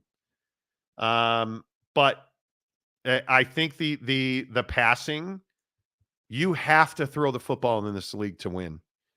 And you have to stop teams from throwing the football in this league to win. Yeah. And you look at UCF is 12th against the pass. And it is unbelievable to me that you run for that much offense. UCF runs for 268. I think their rushing offense is number one in the league at 268 yards a game. And yet their passing offense, it's flipped. They're 205 yards a game passing. Yeah. It's not a secret. So I think that UCF conversation is. So I have Kansas, Baylor, and UCF as my three worst teams. Yeah. I think those three you're just not good. Yeah, I think it is. That's going to be interesting. Okay, so who now are the best teams in the league? Well, this is very interesting because I also put a lot of stock in defense in this league is going to win you championships. Mm-hmm. And it's why I continue to say I think you have to look at Iowa State as the best defense in this league. Mm-hmm. And they're only giving up 145 yards a game on through the air and 285 yards a game in total. And leading the conference in points allowed at 66. It is incredible. Yeah. And you look at some of the scoring statistics, they've only given up 8 touchdowns on the entire season. Crazy. Which is, they're the only team in single digits. Why is BYU undefeated? Because they've only given up 10, which is remarkable for a BYU defense. And it's why I have Iowa State number 1 and BYU number 2. And I don't think it's accidental. And you start looking at some of the other numbers around BYU being number 2. They're not. Jake Retzloff isn't getting sacked. He's only gotten sacked 5 times, which is why he's been able, I think, to operate, which is, again, and the thing I say about Jake Retzloff and why he is going to determine how the season goes, you're not getting sacked. You've got to complete passes at a much higher level. Yep. 61% is just not good. But the other thing is that who has, when you look at BYU, they've got, in my opinion, they've done quite well at picking off passes. They've got 10 interceptions, which is pretty flippin' unbelievable when you look at the way that they perform. And their offensive efficiency, BYU's 5th in offensive efficiency in this league. That's why BYU's so good. And again, I still maintain there's way more top end on that offense than we've seen so far. And Jake Retzloff has only thrown 5 interceptions. Wow. And I think that was one thing that everybody was worried about. And they're number 1 in defensive efficiency in the league. That this is not accidental anymore. It's not accidental with the quality of opponent that BYU has played, that you're number 1 in defensive efficiency, that you are number 1 in the league in interceptions, that you are creating pressure through disguise. It's not accidental. BYU is 2nd in this league, not by a lot, to Iowa State, who's 1st, in my opinion. Yeah, no, I agree with you completely. I think Iowa State 1, BYU 2, and then I think that conversation for the 3rd slot is up for debate. I do know it's not Texas Tech. And I know my friends in Lubbock, you guys have been hating on me this week, but you can't be the worst passing defense in the conference. You can't be the worst quarterback pressure defense in the conference and expect to win games at a high level in this league. And I think it's why we've seen so much uncertainty about the way that Texas Tech has played this year. So I can't have them in my top 5. I think number 3 is K-State. Mhm. And I think it's number 3 because K-State also puts up a really good, in my opinion, a really good defense. They're physical. Now, in total defense, they're never going to be top 5. But if you look at the way that K-State plays, they're top 10. I think they're 6th in defensive points against. They're giving up 21 points a game, which is going to win you games when you run as much as K-State runs. K-State's running for 241 yards a game on offense. Those numbers, that's tough to overcome. Mhm. And if you look at their defense, who's the number 1 rushing defense in the league? Iowa State. K-State. K-State's the Ah. number 1 rushing defense in the league. Okay. And for me, giving up 71 yards a game on the ground is really impressive. And it's one part of the total picture, but when you put all the numbers together, I really like what we're seeing out of K-State, which is why I have K-State 3rd in my Big 12 power rankings. Yeah, and I think that's spot on. You look at other candidates for the 3rd spot. Obviously you're going to talk about Tech. You're obviously going to have a conversation about Utah, based on where their season's at. But they're a 2-loss team, in conference. So a lot of people are like, well, you can't be top 5 if you're a 2-loss team. Okay, fine. If that's the bar we're holding them to, then we're talking about teams like Colorado being put in that conversation. We're talking about. I think you got to put Utah 4th. I think if they lose again, we can stop talking about Utah. But I think with the emotions and the clarity that Utah has gotten this week, I think you got to put Utah 4th. And I'm Kelly. Now, again, Utah inflicted serious damage on that Arizona State offense. Scadaboo is probably not going to play this week.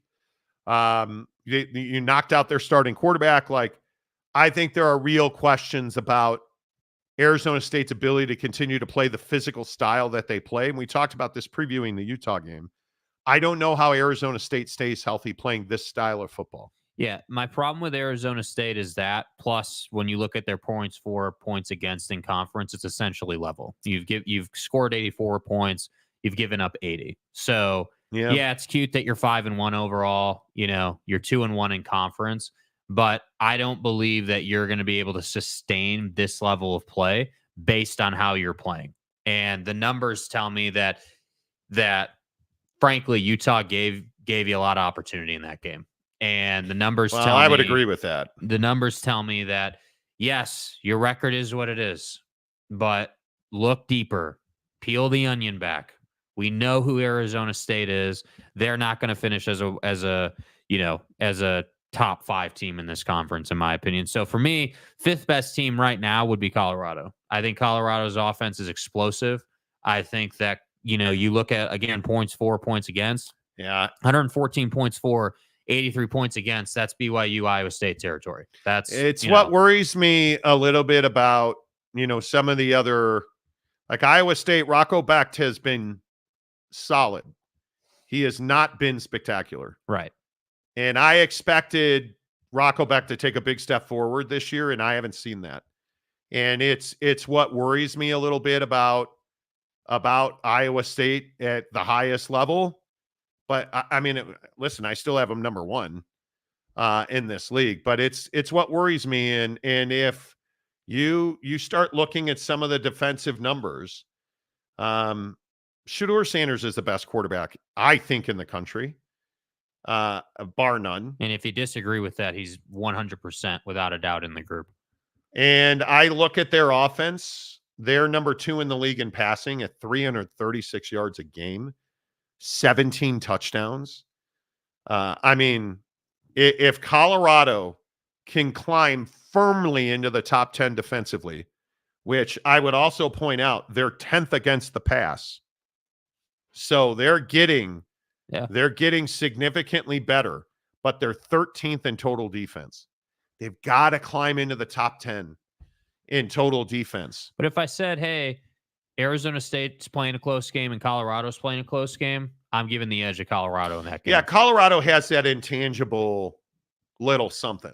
Yeah. They have that intangible little something. And let's see if and again, this is what I say about Utah. If Karene Reed plays, if Sione Fatu plays, that's the best defense in the conference. They're exponentially better. Right. You see what happened against Arizona State when Lander Barton essentially was a tackling machine. I mean, he knocked out two of their better players. Yeah. What happens if you add Karene Reed and Fatu to that defense? You're significantly better. I still think they're susceptible to the pass, but if Fatu and Karene Reed are in that defense, they're also getting after the quarterback's ass a heck of a lot better. Well, and if those guys are on the defense, you're 3rd and 8 consistently. We've seen that, or we saw that early in the year. Yeah, when those guys are playing, you are playing behind the sticks. Yeah, it'll be interesting to see how, because I would also expect a big bump in Utah's offense this week. I mean, I look at their schedule and there's a lot of performance-based metrics that, I mean, Oklahoma State is terrible. Yeah. So scoring 22 points against Oklahoma State, I'm not like, hey, I'm not that excited about, but that was a rookie first start. Okay. Totally understand it. First Big 12 start for Isaac Wilson. But you're starting to see that Arizona game and now the Arizona State game. The Arizona State game I can write off to Cam Rising broke his ankle, which we now know, and played the rest of the game on a broken ankle. So, okay, am I really worried about it? I don't know that we have an idea of who this offense is. We know that Mekhi Bernard can run the football, but we have not seen consistency out of Isaac Wilson yet, and I think we need to see that this week. The next 2 weeks, really, with TCU and Houston, those are bad defenses, and you should be able to get after them offensively. And what's exciting about TCU specifically, again, as we've talked about all morning, is that's going to be a higher scoring game. Even with Utah's defense, you're not going to throw for 400 on Utah, but I would expect 280, 290 through the air, 80 to 110 on the ground. That. Like your Isaac Wilson and that offense is going to be in a position where they're going to have to score 30 to beat TCU. And that's going to be a really good measuring stick for Isaac Wilson. I think when, you mentioned it on Tuesday, I think that, Brant Keithy in that players only meeting or whatever, came out and gave Isaac a ringing endorsement, and Isaac, answered the bell on that. And, I just think the team has to now come out and show that they can get back to just playing good football. Yep. Be sound tackling, be good offensively, run the football, do what you do. And TCU is a great opponent to do that against because their defense is brutal and they can score the football. And I just think you have a lot of mediocrity in this league. Yeah. I think you have very few teams, whether it is, because you look at the middle of the pack in the Big 12, it's teams like Arizona, West Virginia, Colorado. Yeah. Like Sorsby at Cincinnati is having a sensational year. But Cincinnati at 4-2 and 2-1, I look at their wins are Towson, Miami of Ohio, Houston, and UCF. I'm not excited about those wins. And I look at their loss to Texas Tech. Cincinnati should have won that game. That's 44-41. And again, that's the worst defense, in my opinion, against the pass. Statistically, efficiency-wise, whatever you want to say. Right. Texas Tech's pass defense is the worst in the Big 12, in my opinion. And what happened? You put up 41, but you gave up 44. Yep. So you're looking at two defenses that can't play there. What did and then you lost to Pitt, who is better than I think most people gave him credit for. What did Tech run for in that game? Because I think when Utah's playing, TCU, you're going to see Bernard a ton. They ran for 231. Taj Brooks, 32, 172, and 2 scores. But Baron Morton had 251 and 2 touchdowns in that game. So you see what I mean? So if you're Utah and you got to have a game this week at home here, like you're going to run the football a lot, and then you're going to work play action. So, again, like I said, I get it. Okie Light fan probably hates Utah. The Big 12 fan probably wants to push Utah down. But I just think you got to give them a couple more weeks. Well, because I think you look at, again, you're talking about opponents that, like, I even look at Arizona State, and I love what the Dillinghams are doing. But your wins are WYO, Mississippi State, Texas State, Kansas, and Utah, where your quarterback played with a broken ankle. Dilly. Utah's quarterback had a broken ankle in that game and still scored 19 points. And then I look at Kansas. Kansas is shockingly bad. Yeah. And who did you lose to? You lost against Texas Tech, who put up 30 points. And in that game against Texas Tech, I would also remind you that Texas Tech only ran for 133 yards and only put up 234 yards of offense, and you still lost in that game. Yeah, that's what I'm saying. I understand that Arizona State's got 5 wins, but I don't believe their 5 wins warrant them being in the top 5. Who is convincingly good in this league? And it's Iowa State, BYU, and K-State's good. K-State's a good team. K-State's a good team, but again, they lost to easily the best team they saw in BYU. And their wins are UT Martin, Tulane, Arizona, Oak State, and Colorado. That was a good win against Colorado, but K-State fan, Travis Hunter and Horn playing that game all the way through. Do you win that game? Probably not. Probably not. Yeah. But they didn't, so you did. Can't take that away. But now, like, K-State's at West Virginia this week. Man, you want to see 2 teams run the football? That's your game, bro. So my point is, I think the middle of the table in this league is the line between Iowa State, BYU, and sure, if you want to put K-State at the top there, the line between those 3 and the next 13 is pretty muddled. So everybody, I know I get a lot of crap for saying that Utah's the 4th best team in this league, but I don't know that there's a definitive best 4th best team in this league. I certainly know that Utah's not outside the top 5 in this league. Agreed. And I think when you're looking at a team, the question that I think is the great equalizer is how many ways does this team have to win a ball game? Do you win it on defense? Do you win it on offense? Are you more of a special teams and running kind of team? Like when I look at your team, like BYU can win a ball game defensively. They can win a ball game offensively. They can win it on special teams, right? That would won it on special teams. That would apply to Iowa State a bit, right? With their defense and what they have going on. Utah can't say the same thing. Utah, I don't know that Utah has a quality win because Oklahoma State has been so bad. But you also haven't had consistency at quarterback.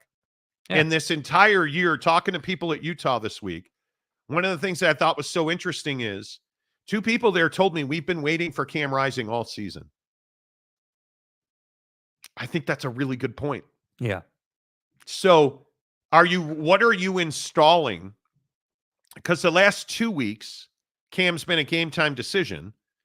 So you were splitting reps and kind of installing. Now your offense is completely built around Isaac Wilson. For the first time this year, they're going to build an offense that's entirely predicated on Isaac Wilson being the starting quarterback. Now, if they come out and drop a dud this week, which I think is highly unlikely. Yeah, I would be shocked, honestly. They're going to have to. I mean, if you lose to TCU, you are not one of the top 5 teams in this league. Yeah, it's over. But I can't see that happening. And I think when you take the emotions out of it, and again, not being a Utah fan, I can look at it unemotionally. That's one of the 5 best teams in this conference. And especially if you get Fatu and Reed back on defense, you're clearly one of the top 5 teams in the league. See, and this is what I'm talking about in the comment section. Look at all the haters on Utah. Look at all the hate for Utah. Look at the sentiment. Yeah. Overwhelmingly, Utah sucks. Utah's terrible.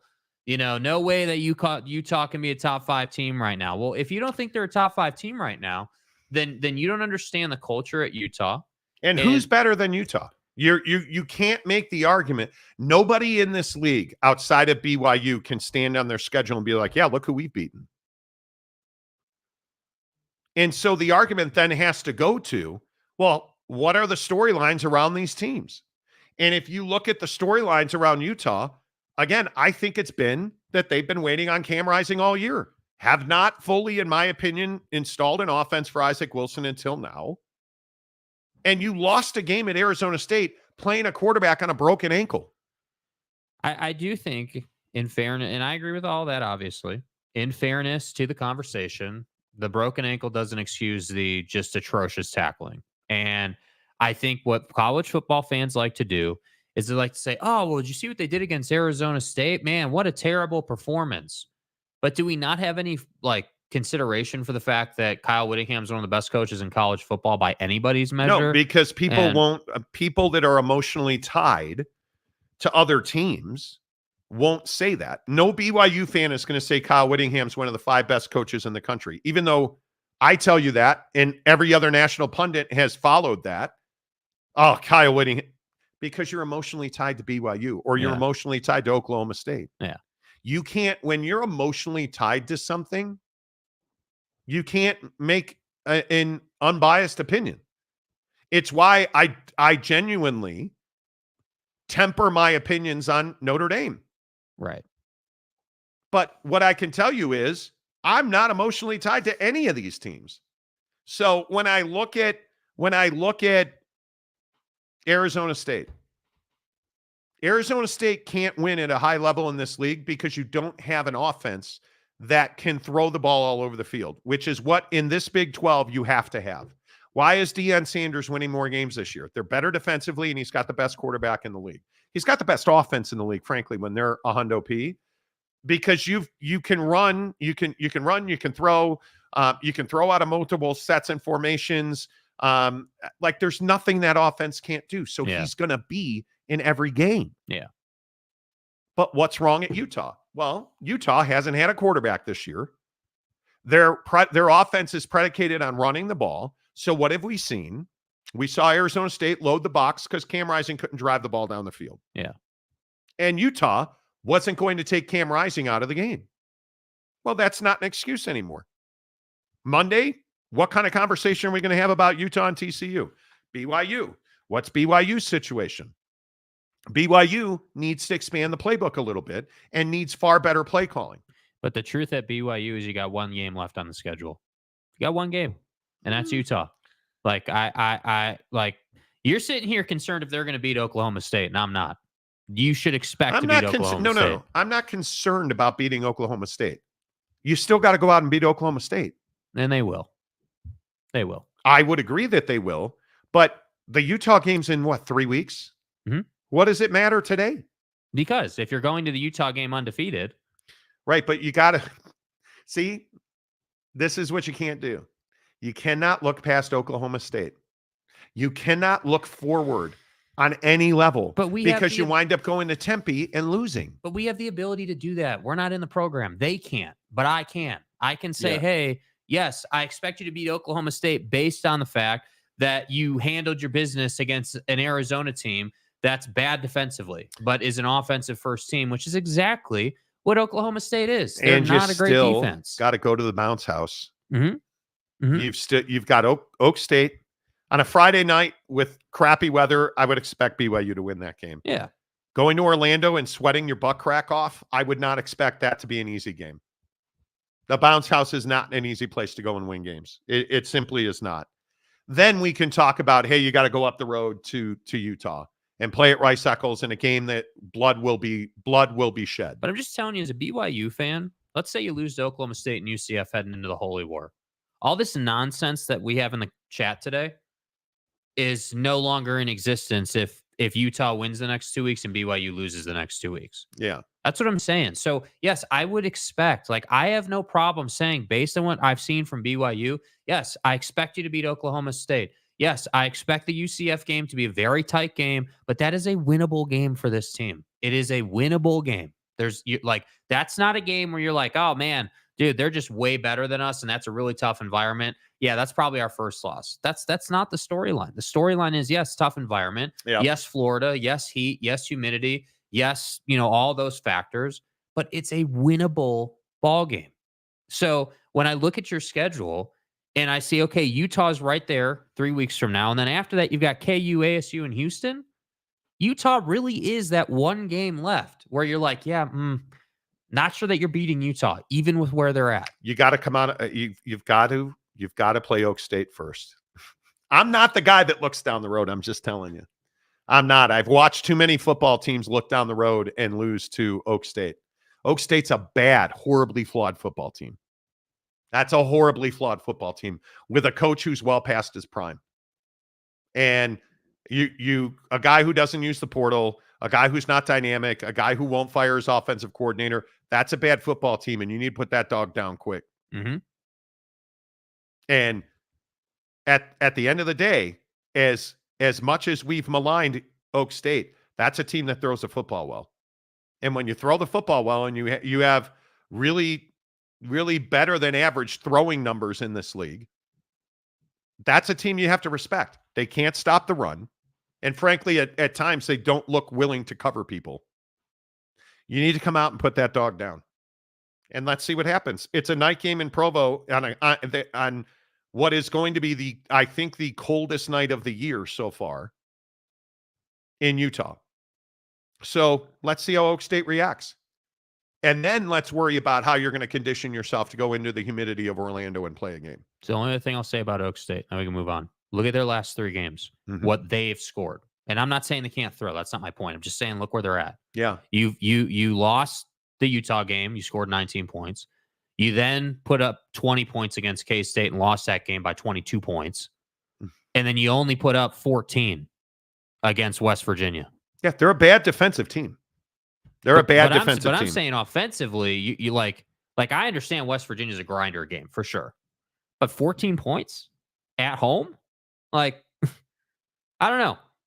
I guess I don't disagree that you can't look past them, but BYU should win that football game. They just should. Kay Sumbry says, love you guys, but Utah's a mid-tier team in the Big 12 when everyone expected them to win the conference. I'll finish that for you. They're not a mid-tier team. And again, I don't have a dog in the fight. Right. But I continue to tell you that they have had systematic issues this year.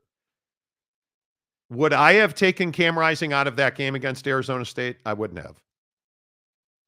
I understand why Kyle Whittingham didn't do that. Mm-hmm. That's his guy. That's their guy. That is the heart and soul of that football team, Cam Rising. And you go follow all their guys on Twitter. Did anybody see what Spencer Fano, the offensive lineman, said? I'm always rocking with you, number 7. Like, they love that guy. They don't like Cam Rising. He's not part of the team. He is the team. Do you guys understand that when they told the team that he's out for the year, that they asked the coaches to leave the room and they had a players only meeting where they essentially said the season starts now. That's how much impact Cam Rising has on that team. And I agree with that sentiment. This is the start of your season right here. And yet, Kay, I'm not telling you they're wrong. You're wrong. From an outsider perspective who doesn't understand the dynamics at play that's in that locker room and what they've dealt with Cam Rising, and they've been waiting for Cam all season long, and now they're not waiting anymore because he's out for the year with whatever this injury is. They know the mission. Isaac Wilson's their guy from here to 4. Yeah. For the next 3 years at minimum. That's your starting quarterback. They're ready to rock. They're ready to roll. And by the way, you better hope that Isaac Wilson doesn't get comfortable, because that kid can throw the football. That kid can make plays. But he is a true freshman who a year ago was wearing a high school uniform. I know. And that's my point. He is still a true freshman. Yep. But again, like, I know that, again, no offense to Kay or anyone else hating on Utah. We love to say, hey, true freshman quarterback, big talent. At another school, oh, yeah, expect big things. But it's Utah? Nah, he's terrible. Yep. Like, Fat, old, Mormon, and dying. This is a massive coaching mistake for Utah to refuse to take Cam out of the game. It's not. You don't understand the dynamic. Agreed. You don't. Do you know how important it was to have him start that game? And I think it was the 3rd snap of the game. He allegedly broke his ankle. It ended his career. Yeah, we're just going to throw him to the side. That's not how it's ever going to be at Utah. But you don't understand that dynamic. So to call it a massive mistake, a massive coaching mistake, tells me you either don't know football or you're just being obtuse. Yeah. And you don't understand the dynamic at Utah. Because again, I'm not emotionally tied to it. But making a statement like a massive coaching mistake, you're lost. Yeah. Completely. The guy clearly couldn't hack it in the first half after he broke his ankle. I thought Kyle would take him out at the half. He should have. I don't know that he should have. You weren't there. What was the conversation at the half? What did the trainers and the medical staff say? What did the doctor say? What did Cam Rising say? Yeah. You have no idea. So the fandom in you says, well, they should have taken him out. You don't What happens understand if it. Utah tackles in that game? Which is what I said Monday. Cam Rising is arguably not even the biggest problem they had in that game. Yeah. And again, Lander Barton pretty much playing on his own at times. I mean, he single-handedly knocked, and the guy's name is out of my head, the quarterback at Arizona State, knocked him out of the game. Yeah. And now he's going to miss time with a broken rib. And yeah, it's cool. Levitt. Yes, Sam Levitt. It is. We beat UCF in the bounce house this year, which says something for Baylor. Yeah. Oklahoma State will beat Utah in what? Because they didn't beat them on the field this year. Yeah. I feel outside of the top 2-3 teams, any team can beat any team. I would agree with that. There's a lot of inconsistency. That's why I said, like, it's BYU and Iowa State who have clearly been the best teams in this conference this year. K-State's going to be that third one, but Colorado can beat any team. Yep. I mean, the bottom half, Kansas is just not competitive. Texas Tech's defense is not competitive. Baylor, I don't even know how you describe the inconsistencies at Baylor. I don't know how you do that. Keith Carroll, bigger win. BYU beat down over K-State at home, or Iowa State comeback over Iowa Iowa's a Big Ten team, so in the parameters of this conversation, there's no doubt BYU beating K-State was a statement win. Yeah. A statement win. Big Daddy Magic. Hey, playa, don't underestimate a mad drunk Oklahoma State really has nothing. Is it a depressing college? What are you talking about? What are you talking about? Norge Coog. Weather in Orlando next Sunday is low 80s and dry. We'll see. It's never not humid in Orlando. Yeah. I've spent far too much of my life in Orlando sweating a lot. Let's see. Eggy 5190. That's not the storyline that the chat is concerned about. It's the cocky star of Utah's season of counting yourself as the champs before it even began. Utah was not counting itself as the champs before it began. Kyle Whittingham openly talked about this.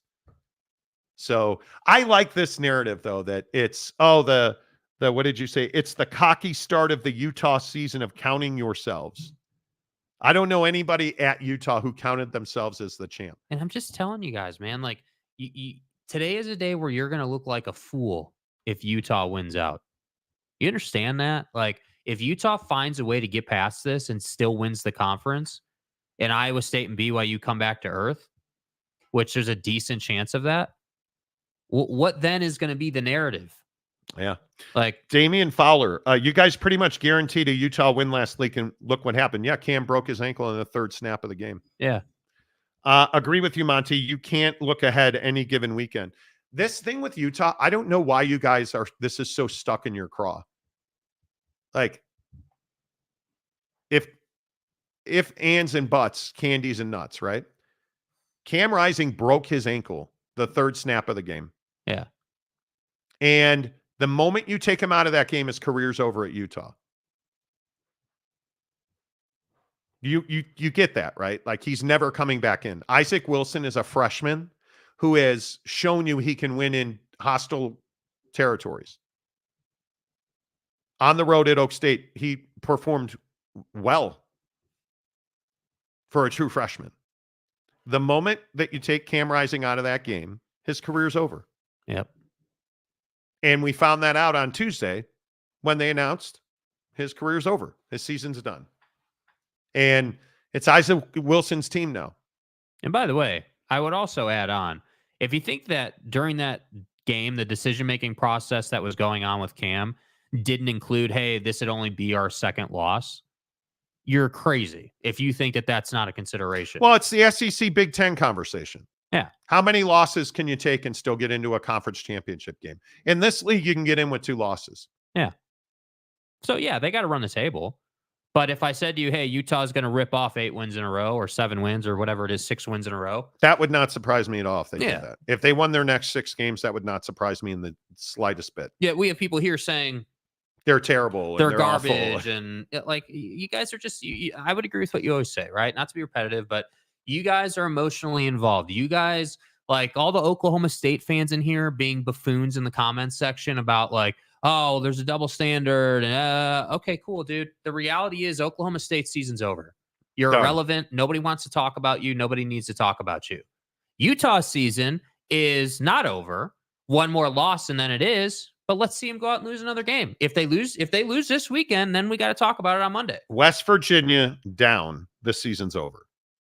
If you look at West Virginia, 3 losses, Arizona, 3 losses, UCF, 3 losses, Houston, 4 losses. Oh, wait, there's one team. That'd be BYU Utah at 4-2. With everything in front of them. And I love all of the people pronouncing Utah dead. So let me get this right. Utah, whose season is over and they're dead, still has BYU and Iowa State on the schedule. If they win those 2 games, is their season over? No, their season wouldn't be over. If they win those 2 games, it's very likely they play for a conference championship, which is all you need to do. You don't need to go. We have this opinion, apparently, that you need to go undefeated. Nobody in this league is going undefeated. And I'll continue to tell you, this league is a mediocre football league. Yeah. It's what I've been saying for 2 years. Yeah. It's a mediocre football league without a flagship program. So the idea that a 2-loss team season is over, you're crazy. They're going, in my opinion, Utah is going to beat TCU because I think they're going to score a defensive touchdown. They're far better than Houston. Mm-hmm. I think the BYU game is where we figure out if their season continues or not. If they lose to BYU, their season's over. But they do a lot of things at Utah that BYU is going to have trouble handling. They pound the football on you, number one. Number two, they control the line of scrimmage. BYU has not seen a team control the line of scrimmage this year. And I think the very interesting thing is, and we're depending on health, again, if Fatu and Reed are healthy, they're going to zone and disguise you. Morgan Scalley's defense in zone and disguise is elite. Yeah, elite. He disguises coverage better than just about any other defensive coordinator in the country.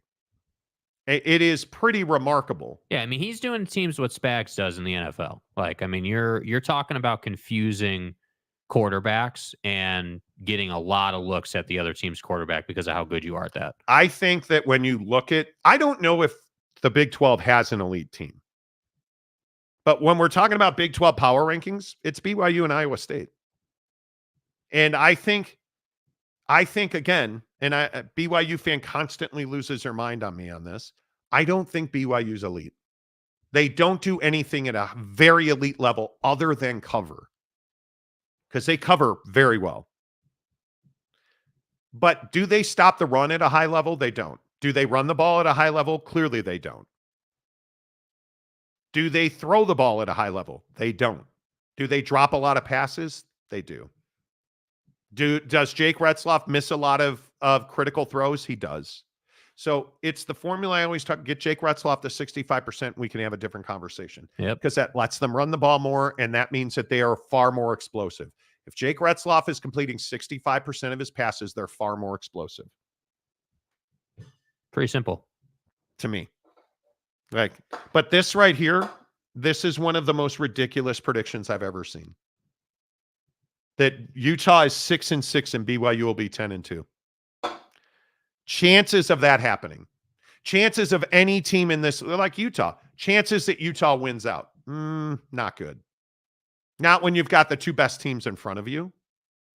Now, again, I would point out that Iowa State and BYU, where are those games going to be played? at Rice-Eccles Stadium. And that's going to be a huge part of this. They lost at home to Arizona and did not look good doing it. So who knows? Chances anybody in this league runs the table. Slim and none. Less than 10%. Slim and none. Case summary, I respect Utah. I just don't respect how virtually everyone wanted to place them top of the Big 12. You don't have to respect it. They've done more than any of the teams in the Big 12 have done. They're more accomplished than any team in this conference. Their defense is better than any team in this conference. Yeah. Did they perform at that level last week? No. But what has been the Achilles heel at Utah for Witt's entire tenure as head coach? They don't have consistent quarterback play. Yeah. And what has haunted them this year? Inconsistent quarterback play. Yep. So we'll see.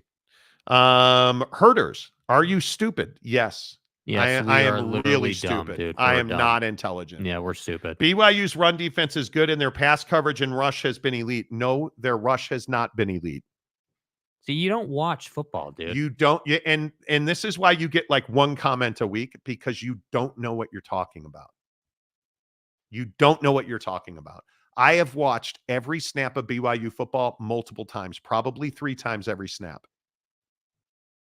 Their coverage, I've talked about it repeatedly on this show, is the best part of their defense.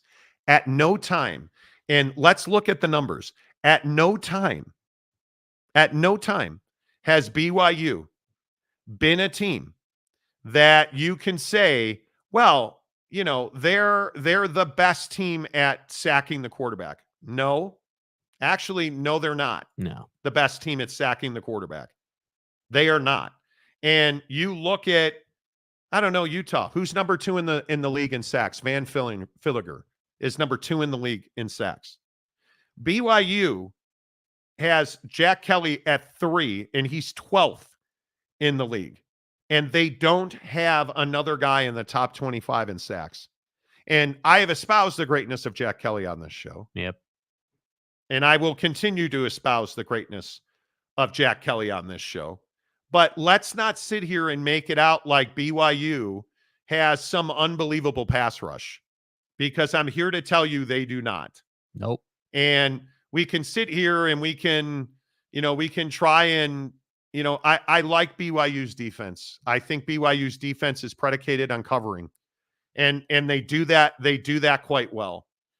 But if you look at BYU's pass defense, it's 6th in the conference. Their rush defense is 5th.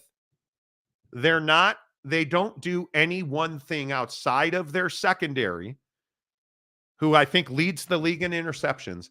They don't do any one thing at an elite level on defense. Yeah, I mean, I think, talking about BYU's defense, the best way to describe them is like they play a pretty simple concept, generally speaking. It's single or double high safety and man across the board, and their linebackers are really fast. And so typically the linebackers are able to cover up the fact that you don't get to the quarterback at a really high rate. And so typically you see, BYU's defense is going to give up some of those underneath situations that lead to first downs, and then they'll ratchet up pressure for a couple of plays, and then they get the team they're playing behind the sticks, and that's how they try to get off the field. BYU is 10th in sacks. Yeah, they're not getting to the quarterback with regularity because they're playing so much. I mean, like you say stuff in Herders. This is why and I want you to understand this. I never read your comments. I intentionally do not read your comments because you say stuff that you just don't know what you're talking about. That, or you're just being a troll. And I don't read troll comments on this show. Yeah. We get over 1,000 comments a show. When you say stuff like BYU's run defense is good and their pass coverage and rush has been elite, their rush has not been elite. Their secondary has been very good. I would take BYU in a battle of the frauds over Utah. See, that's what I mean. You're just a hater, dude. You're an Oak State fan who doesn't look at things objectively.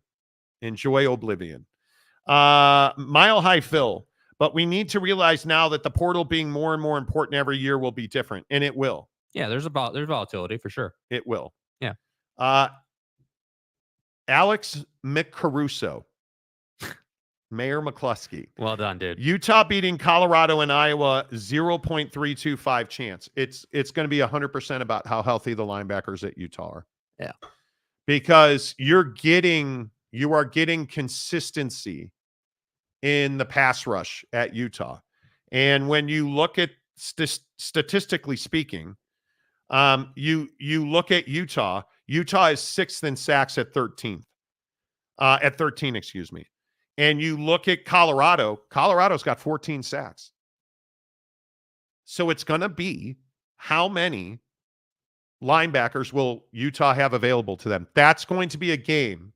You're not going to hold Utah, in my opinion, is not going to hold Colorado under 28 points. Yeah. So can you do two things? Keep Isaac Wilson clean and be explosive in the offense, because you're going to run the football on Colorado. I was going to say that's how you're going to beat Colorado. You're going to try to possess the football a long time. You are. And I would also remind you, who's number one? Who is the worst team at protecting their quarterback? Well, it's the Colorado Buffaloes, who've given up 24 sacks. Yeah.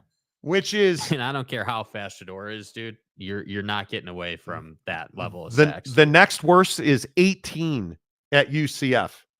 It's not good. It's not good at all. And so when you look at the way it'll be interesting. That's all I'm saying. It'll be interesting. And my final point is, if Utah is this dog dung program, just this terrible team who, they should have never been at the top of the conference. They were never winning the conference. Why are you guys all talking about them then? It's all that people talk about in this conference. Like they're rent free in Big 12 fans' heads. The celebration of Cam Rising's injury was incredible and disgusting to me. It's just incredibly not good. Mayor McCluskey, I think we're going to see a good Utah team against TCU. Bet they come out and lay the wood to them, but they're still poo-poo. I think that we're going to see a much better version of this Utah team because they have a clear direction on offense. Yeah. That much is very clear. Well, the defense understands the ask, right? I mean, the defense can now say, okay, we have to hold, like, ideally, we're going to hold this team to like 24 points. Steve Stepanek, Utah should go after Tulane's quarterback. You have a true freshman in Isaac Wilson, who is one of the highest recruited quarterbacks in the country. Yeah. See, again, you don't watch Utah football, because if you did, you wouldn't have said this. I agree. Fat old Mormon dying. I don't think anyone is saying that Utah has a terrible program. Herders is. Yeah. Oak State fan is. What people are saying is that this current iteration of Utah isn't good, injuries included. And what I'm saying is they're one of the best programs in the country. It's incredibly short-sighted to say that Utah isn't good based on how they played against Arizona State. Yeah. I just look, it's your opinion. That's what's great about sports. We can all sit here and marinate over our opinions. Yeah. But I really hate that sports talk has become the Twitter of the universe now, where we all just are tough guys and we say ridiculous things that we can't back up. And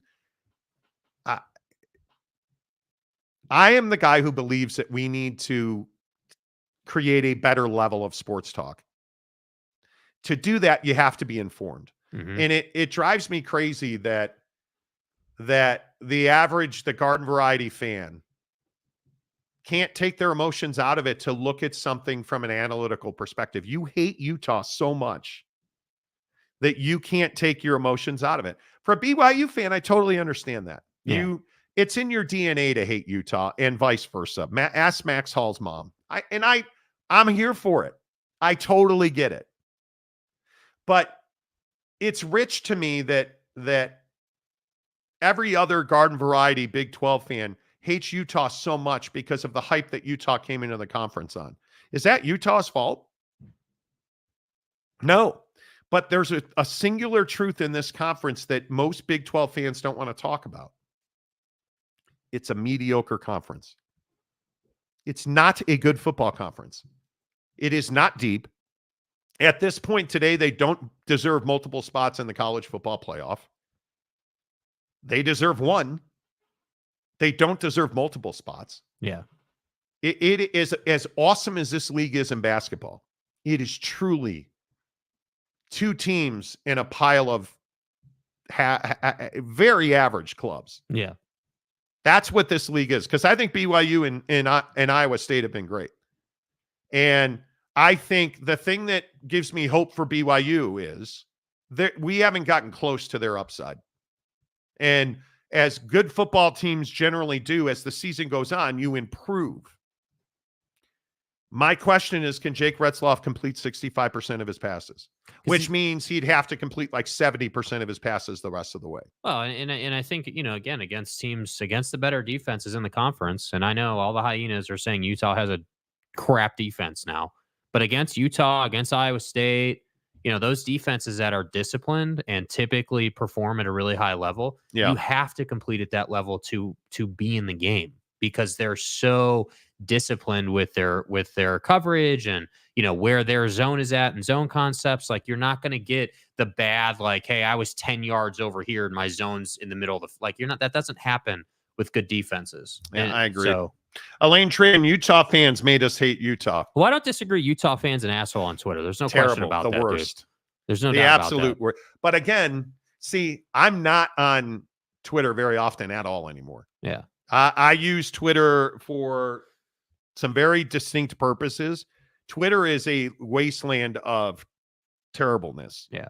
And I look at Utah fan. I agree. Pac-12 fan in general is terrible. Yeah. Terrible. Brandon Butler, loud noises, ridiculous, tough guy statements. I have no idea what we're yelling about. Exactly right. Stadium guy James. I would like to say that I am an educated fan until you start saying put an upper deck at Rice Eccles Stadium. Block the mountain view. From what I have seen so far, Oak State's O-line is their weakness. Okay. Now, and you're an Oak State fan. So I'm just going to ask you, where do you think Oklahoma State ranks amongst how many sacks they've given up? Do you think they're in the middle of the table? Do you think they've given up? Are they a team that's been sacked the most? They've been sacked the very least in the Big 12. 3 times in 6 games. Even with the quarterback issues. 3 times in 6 games. Pass pro is not your problem. Pass protection. Run pro is your problem. Bro. I think it is play calling and schematics in the run game. Yeah.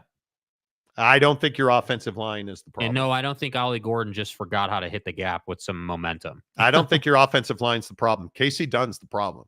Yeah. Mike Gundy's the problem. Truly, Mike Gundy's the problem. I'm being told some younger guys will get a chance to play tonight. Well, where are you guys playing tonight? That'll be interesting. Well, Morty. Was there a schedule? Did I miss a schedule change? Let's see. Let me pull it up on ESPN here. Okay, I just want to make sure that we're in a good spot here. I love that Oak State James has turned into I have sources guy now. By the way, I just want to point out BYU is -8.5 in that game. Just pointing that out. More than a touchdown. Provo after dark is a real thing. This is something else I continue to get my ass kicked for. People do not believe me when I say Provo, BYU home games at night. Yeah. When BYU is in Provo, Utah. BYU home games at night, those 8:30 kickoffs, and this I think is 8:15 on ESPN. It is. That's correct. And it is for those of you who don't know, here in the great state of Utah, we are getting winter and it's starting today. Like it is cold and raining today. Yeah. And the mountains are going to get inches of snow. You're going to have snow-capped mountains and cold, damp conditions in Provo. Yeah. And you're a 9-point favorite and a 52.5-point number at home against Oak State. I'm warning you that night games at Lavelle Edwards Stadium, not good for business. They're really not. They're not good for business. They're really not. They're really not. Brandon Butler, well, BYU fans, an abused child often becomes an abusive parent. Reap what you sow. Wow. Damn. God damn. The stadium guy, Mayor McCluskey, stadium guy James, it's because the fans you met were BYU fans in disguise. Yeah, I mean, you look at the weather, like not just on it, but like the weather app. Dude, the high tomorrow in Utah is 48 degrees. That game's going to be in the 30s when you kick off. Yeah, like it is. Big bad brass balls. Am I missing something? If Utah's D is so elite, how is it they gave up so many points in their losses? Because they haven't been elite, because they've been injured. And they're, in my opinion, BYU's or Utah's defense is having one of its worst seasons that I've seen in probably the last 5 years. You understand, in rushing defense, they're only giving up 118 yards a game without their two linebackers, and that includes Arizona State. In total defense, Utah is number 2 in the league. No, not elite at all. Giving up 290 yards a game. They're giving up under 5 yards per snap. I just don't understand why we can't say, yeah, they didn't look good against Arizona State. No one's disputed that today on the show. Nobody. I've never said, he's never said that they looked good the last 2 weeks. That's not what we've said. What we've said is, hey, yeah, you've got 2 losses in a row, but understand what's been happening in the program. Like, you guys are just looking, and it's not just brass balls here. Like, we've read a number of these comments where you guys are like, oh, well, they look garbage against Arizona State. Yeah, but do you really think that that's going to continue under Kyle Whittingham? Like, I understand if you want to hate on the quarterback thing under a Kyle Whittingham-led team. I get it. Okay. We're talking about the defense here, dude. Do you really think that Kyle Whittingham's not going to get this defense going? Like, that's what I have trouble with when we're talking about trends and who teams are. Like, when you hear Kyle Whittingham, you think defense. Like, I just have a hard time believing against a TCU team that the defense isn't going to show out. Like, I just struggle with that. I'm trying to. Yeah, it's fine. I'm good with it. You guys hate on Utah. I'm not a Utah fan, so the idea that I am somehow like that this is hurting my feelings is. I just know that team inside and out. Yeah, and I don't think that. I look at the injury report and I don't understand how you can, like, Keenan Johnson, the corner that has been, I think he got hurt week 1. And you guys understand that he was counted on to be like the guy that was supposedly their best corner. Yeah. And Keenan Johnson has been out since week 1. He played 8 total snaps. He's been since, and this is a guy that transferred in. This is a 5th-year senior from Georgia Tech. Supposed to be their best corner, out since the Southern Utah game. So just I can only tell you, I don't have emotion about it. That's the best defense in the conference. And they've played terrible football. Yeah. Terrible. Brandon Butler, brass balls. Well, they are missing a top-level starter at every level of the defense. Even just Fatu and Karene Reed, they win the Arizona and the Arizona State game. If those 2 guys are healthy. But every team has injuries. Yeah. We shouldn't sit here and make injuries. I'm not, again, we haven't brought up the injuries. Like with Cam we did, but like with the defense, your tackling was piss poor. You didn't tackle well. You didn't execute defensively. You looked terrible against Arizona State. But again, I'm done talking about Arizona State. At some point, we have to be able to say, yeah, okay. You got beat. You look terrible. But the reality is, and what the haters don't want to say, so I'm going to say it, yeah, it's Kyle Whittingham. It's Utah. They've been the dog before. They've been the underdog. They've been the team that nobody wants to talk about. That's quintessential Utah football. And a friend of mine is texting me saying almost exactly what Jake said. For everybody here who hates Utah, it's amazing how much you guys want to talk about them. Yeah, Utah's living in your head, dude. It's amazing. Like, come on now. Stadium guy James, it's not the number of sacks, it's a lack of run game that is a problem at Oak State. Because their play calling in the Utah game, go back and watch the Utah game and watch the down and distance that you were handing Ollie Gordon. Yeah. And then like you look at the overtime plays against Arkansas, or they're not running the ball well because you're running him in on a 2nd and 11 and you're running him, you're asking him to go through the B gap on the left side, and then he's trying to bounce it outside because he's looking at 9 guys because you know what's coming. It's almost like Oak State is tipping their pitches. Right. You know what's coming. The defense isn't fooled at all, is my point. Yeah. So I went to BYU versus Wyoming a few years ago in Provo. I know it's a great atmosphere. The ribbon boards are awesome. The concession food is great, and I love Cougar Town. That's an all-time comment right there, bro. It really is. Travis, having a large portion of asshats in your stands is nothing I'm jealous about. Okay. The Big Lubbock, Oak State, James. Unfortunately for Okie State, there are more problems in the offensive line. Totally agree. You'll first have to control the cows. I hope cows don't rush the field when Texas Tech visits Stillwater. It's embarrassing, dude. More cow black eyes, which is awesome. Utah will look even better if can improve on offense. They run the ball really well. There's no reason. And Isaac Wilson was born to be a play action quarterback. Yeah, he thrived. Again, it's funny we're talking about Oak State. He thrived in play action against Oak State. Yeah. You know. Blow a kiss to Texas Tech with a frown. Okay. Yeah.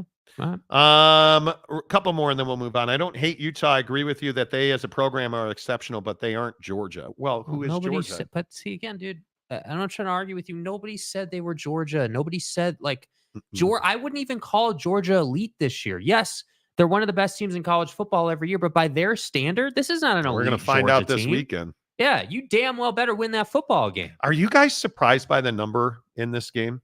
Like, are you surprised at all? Where is it? Right here. Are you surprised that this is -5 for Texas at DKR? No, I'm not. I'm a little surprised by that. I think that people are starting to admit that Texas is faster than you, and you have to play. I think this is going to be a very tight game. Georgia's going to cover that 5 points, but do you think they'll cover it? I do. I think the game will be decided by Georgia's defensive line getting to the quarterback. If they don't get to the quarterback, this game's over. Texas by 10. If they get to the quarterback, now you've got a football game. Last one on football, because then we got to get to Prize Picks and the Dodgers. I have an honest question. Where is Utah's indoor practice facility relative to Rice? Bro, are you being serious right now? It's right down the street. Utah has a whole football footprint. Bro, you're awesome. You are awesome. Monty. Can we get an upper deck on that indoor practice facility, Coach? Listen, I'm going to need a better roller stand inside the practice facility. It's just not getting the job done, you know? Oh, my God. That is... You're having a good day, James. I'll give you credit, bro. That's 2 comments in a row that are really well done. Prize Picks, the official daily fantasy app of the Monty Show. Look, Coach, if we don't have an upper deck and CNS seating at the practice facility, how are you expecting to compete in this? I'll call the Boone Pickens Family Foundation. We'll take care of it. Yeah. Prize Picks, the official daily fantasy partner of the Monty Show. You deposit $5 in a new Prize Picks app. When using the promo code Monty, they'll match that with $50 more. You deposit $5, they'll give you $50 more. You can play all season long on Prize Picks. Football on Prize Picks is amazing. I would like to, and I want to be gentle with this. I'd like to say, screw you, Francisco Lindor. Not a good night on Prize Picks for either of us. That was a joke. If the Mets could step in front of a bus, that'd be great. Luis Severino, I needed 5 strikeouts. He gave me 3. Mookie Betts, I needed 2 bases, total bases. Just get a base hit, get a double. He gave me 1, and Francisco Lindor gave me 0, zip, nothing. Hey, was it that fastball down the cock you took with the bases loaded to end the first inning? What did you think Walker Buehler was going to throw you? What are we looking for, man? I hate Francisco Lindor. There, I said it. I feel better. I hate Francisco Lindor. I hate everything about Francisco Lindor. I'm sure his family agrees with me. I would, however, now we've talked about my degenerate level of WNBA gambling. Yeah, the dub. I don't gamble. I play Prize Picks on the WNBA. I would like to thank Breanna Stewart. Because I needed Breanna Stewart to have 27.5 points, rebounds, and assists. She had 30 points. I'm for real. 11 rebounds and 1 dime. Nice. I needed Ionescu to have 2.5 3-pointers. She done covered that. Did you guys see her step back, win the game? I needed her to have, so that means she had to have 3 3-pointers. At the buzzer, she hits a step back for her 3rd 3-pointer. Let's go. I would like to. Thank you. I would like to step up and say she's amazing. And then Nafisa Collier. That's my girl right there. That's my girl, man. That's my girl because Hey, Ms. Collier had a 27.5 point number, points, rebounds, and assists. She had 33. 33-piece nugget, bro. Your boy was 3 for 3 on the WNBA and 0 for 3 in Major League Baseball. You explain it because I can't. You explain it because I can't. There you go, man. Good job. Can so download the Prize Picks app, open a new Prize Picks account, deposit $5 using the promo code Monty. They'll give you 50 more. This NFL game tonight. Is that what we're calling it? What's wrong with the NFL game tonight? That's a terrible matchup, dude. Is it? Yes. Yes. You're really New Orleans you're and Denver? excited about this game? Yeah, Bo Nix. Come on. Spencer Rattler. Man, dude, I'm just... Okay, do you want to know how bad Spencer Rattler is going to be? Rattler. His demon number, which means the number it's difficult for him to achieve, is 199.5 yards. I'm going to stay away from that. I think If your demon number is that low, you're not good, dude. Okay, rushing and receiving touchdowns tonight is the one that I'm interested in. Cortland Sutton for half, so he needs 1. Alvin Kamara's 1. And probably the one that's more interesting is Javonte Williams for 1. What about Bo Nix?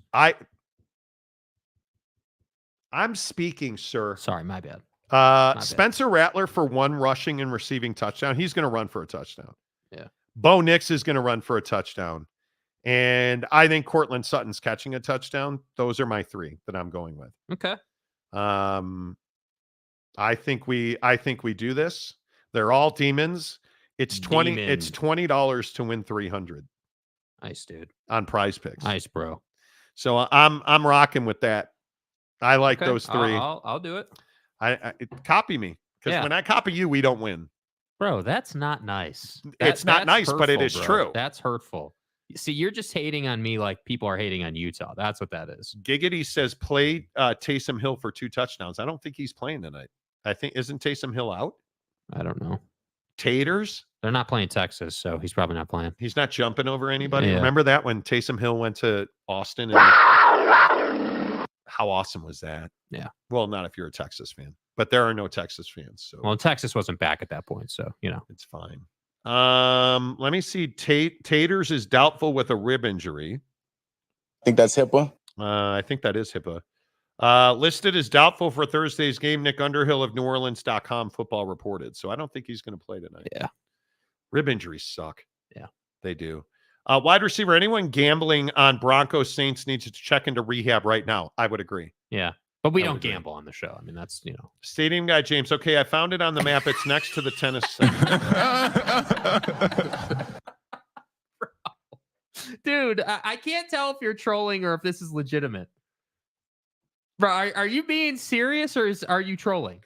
You really looked up on a map where the Utah indoor practice facility is. And I need to go to rehab for prize picking the WNBA. I will include the IPF when I do an update video of Rice Eccles. Is IPF like a UTI? Jeez. Isn't that like a UTI is like a Urinary tract infection. Bro. Monty, Come on, that's funny. I can't say Come indoor on. practice facility. So we need better CNS seating In the IPF. In the IPF, please. So that we don't get UTIs. Thank you.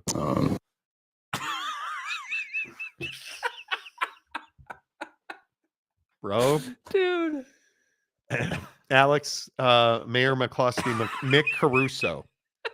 Guys. Hey, guys. The Utah Indoor Practice Facility is approximately 2 degrees south of the Mason-Dixon line. Excuse me. It's the IPF. Right. Well, isn't that like isn't an IPF like a pale ale? Yeah. We could get a pale ale down the street at what's the sports bar over here? The break. Let's go to the That's break cute. and I get an remember when I IPF, had my first beer. some CNS seating and an IPF with a UTI, please. Yeah. Take an order of fry sauce, which sucks. Yeah. You know.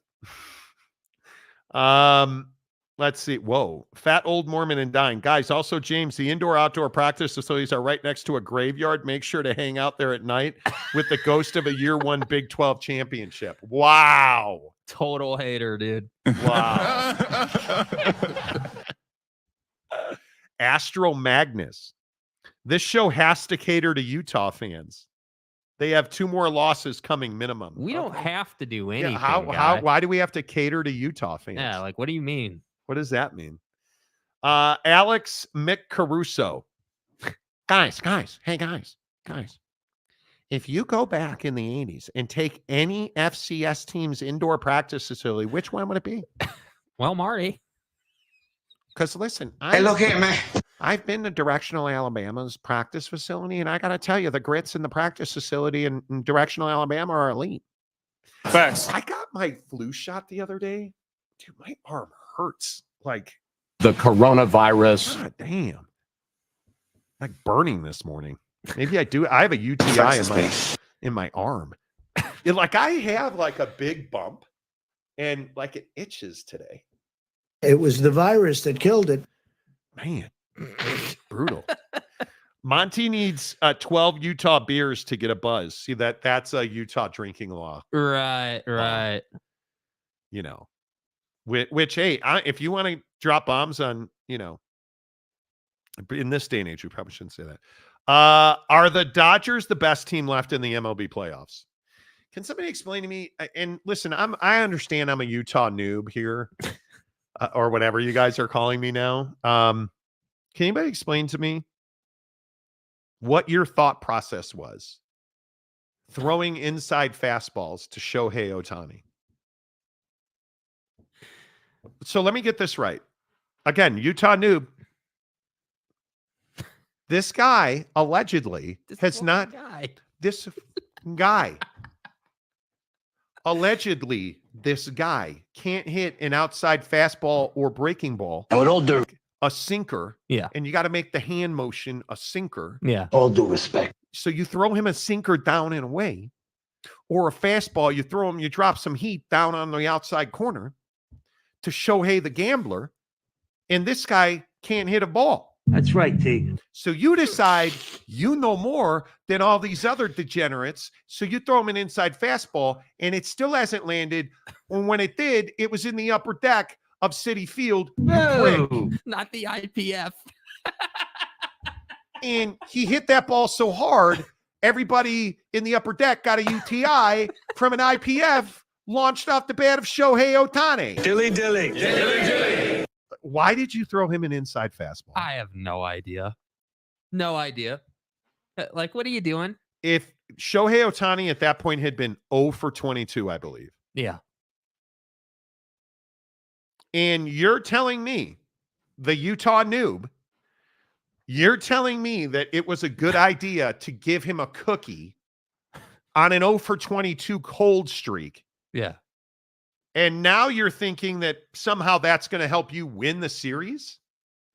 And Walker Buehler, who hasn't been able to get anybody out, all of a sudden goes 4 innings, 3 hits, no earned, 2 walks, and 6 Ks? By the way, good decision to limit him to 4 innings. Felt good about it. Left the game on a high note.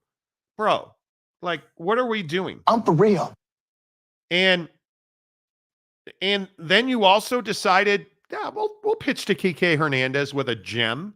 Who's now being dubbed Mr. October. Even though he's had an incredible cold streak.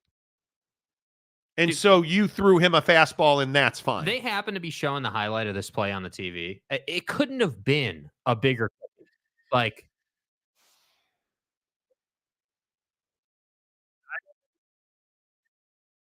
Door just taking a 78-mile-an-hour cookie. And by the way, bro, stop wearing the black uniform. You haven't earned that right. Oh, my God. Don't wear the black uniform, dude. All that Kike Hernandez hit. Yeah. So, yes, they are the best team in the playoffs right now. They're playing the best baseball. The Yankees, when the Yankees are right, they're tough to beat. But I don't want Yankees Mets. I want Yankees Dodgers. That's what I want. Yeah, that ball to Kike Hernandez, you're embarrassing yourself. Yeah. Yeah, okay. All I'm saying is you are throwing fastballs to guys who have been ice cold and right down the middle. And now they're no longer ice cold. I don't get it. We did what we did. Please make sure you hit the like button. We'll be back tomorrow. Full preview. I know. BYU's going undefeated. Tune in tomorrow as the Utah Noobs pick Oak State to beat BYU. In the IPF. All right. You guys are ridiculous. Listen, that IPF. Well, Monty, maybe they should work on tackling in the IPF. I mean, they need to get better at that. Why can't it? The Cubs spring training stadium, Sloan Park. Hey, Monty.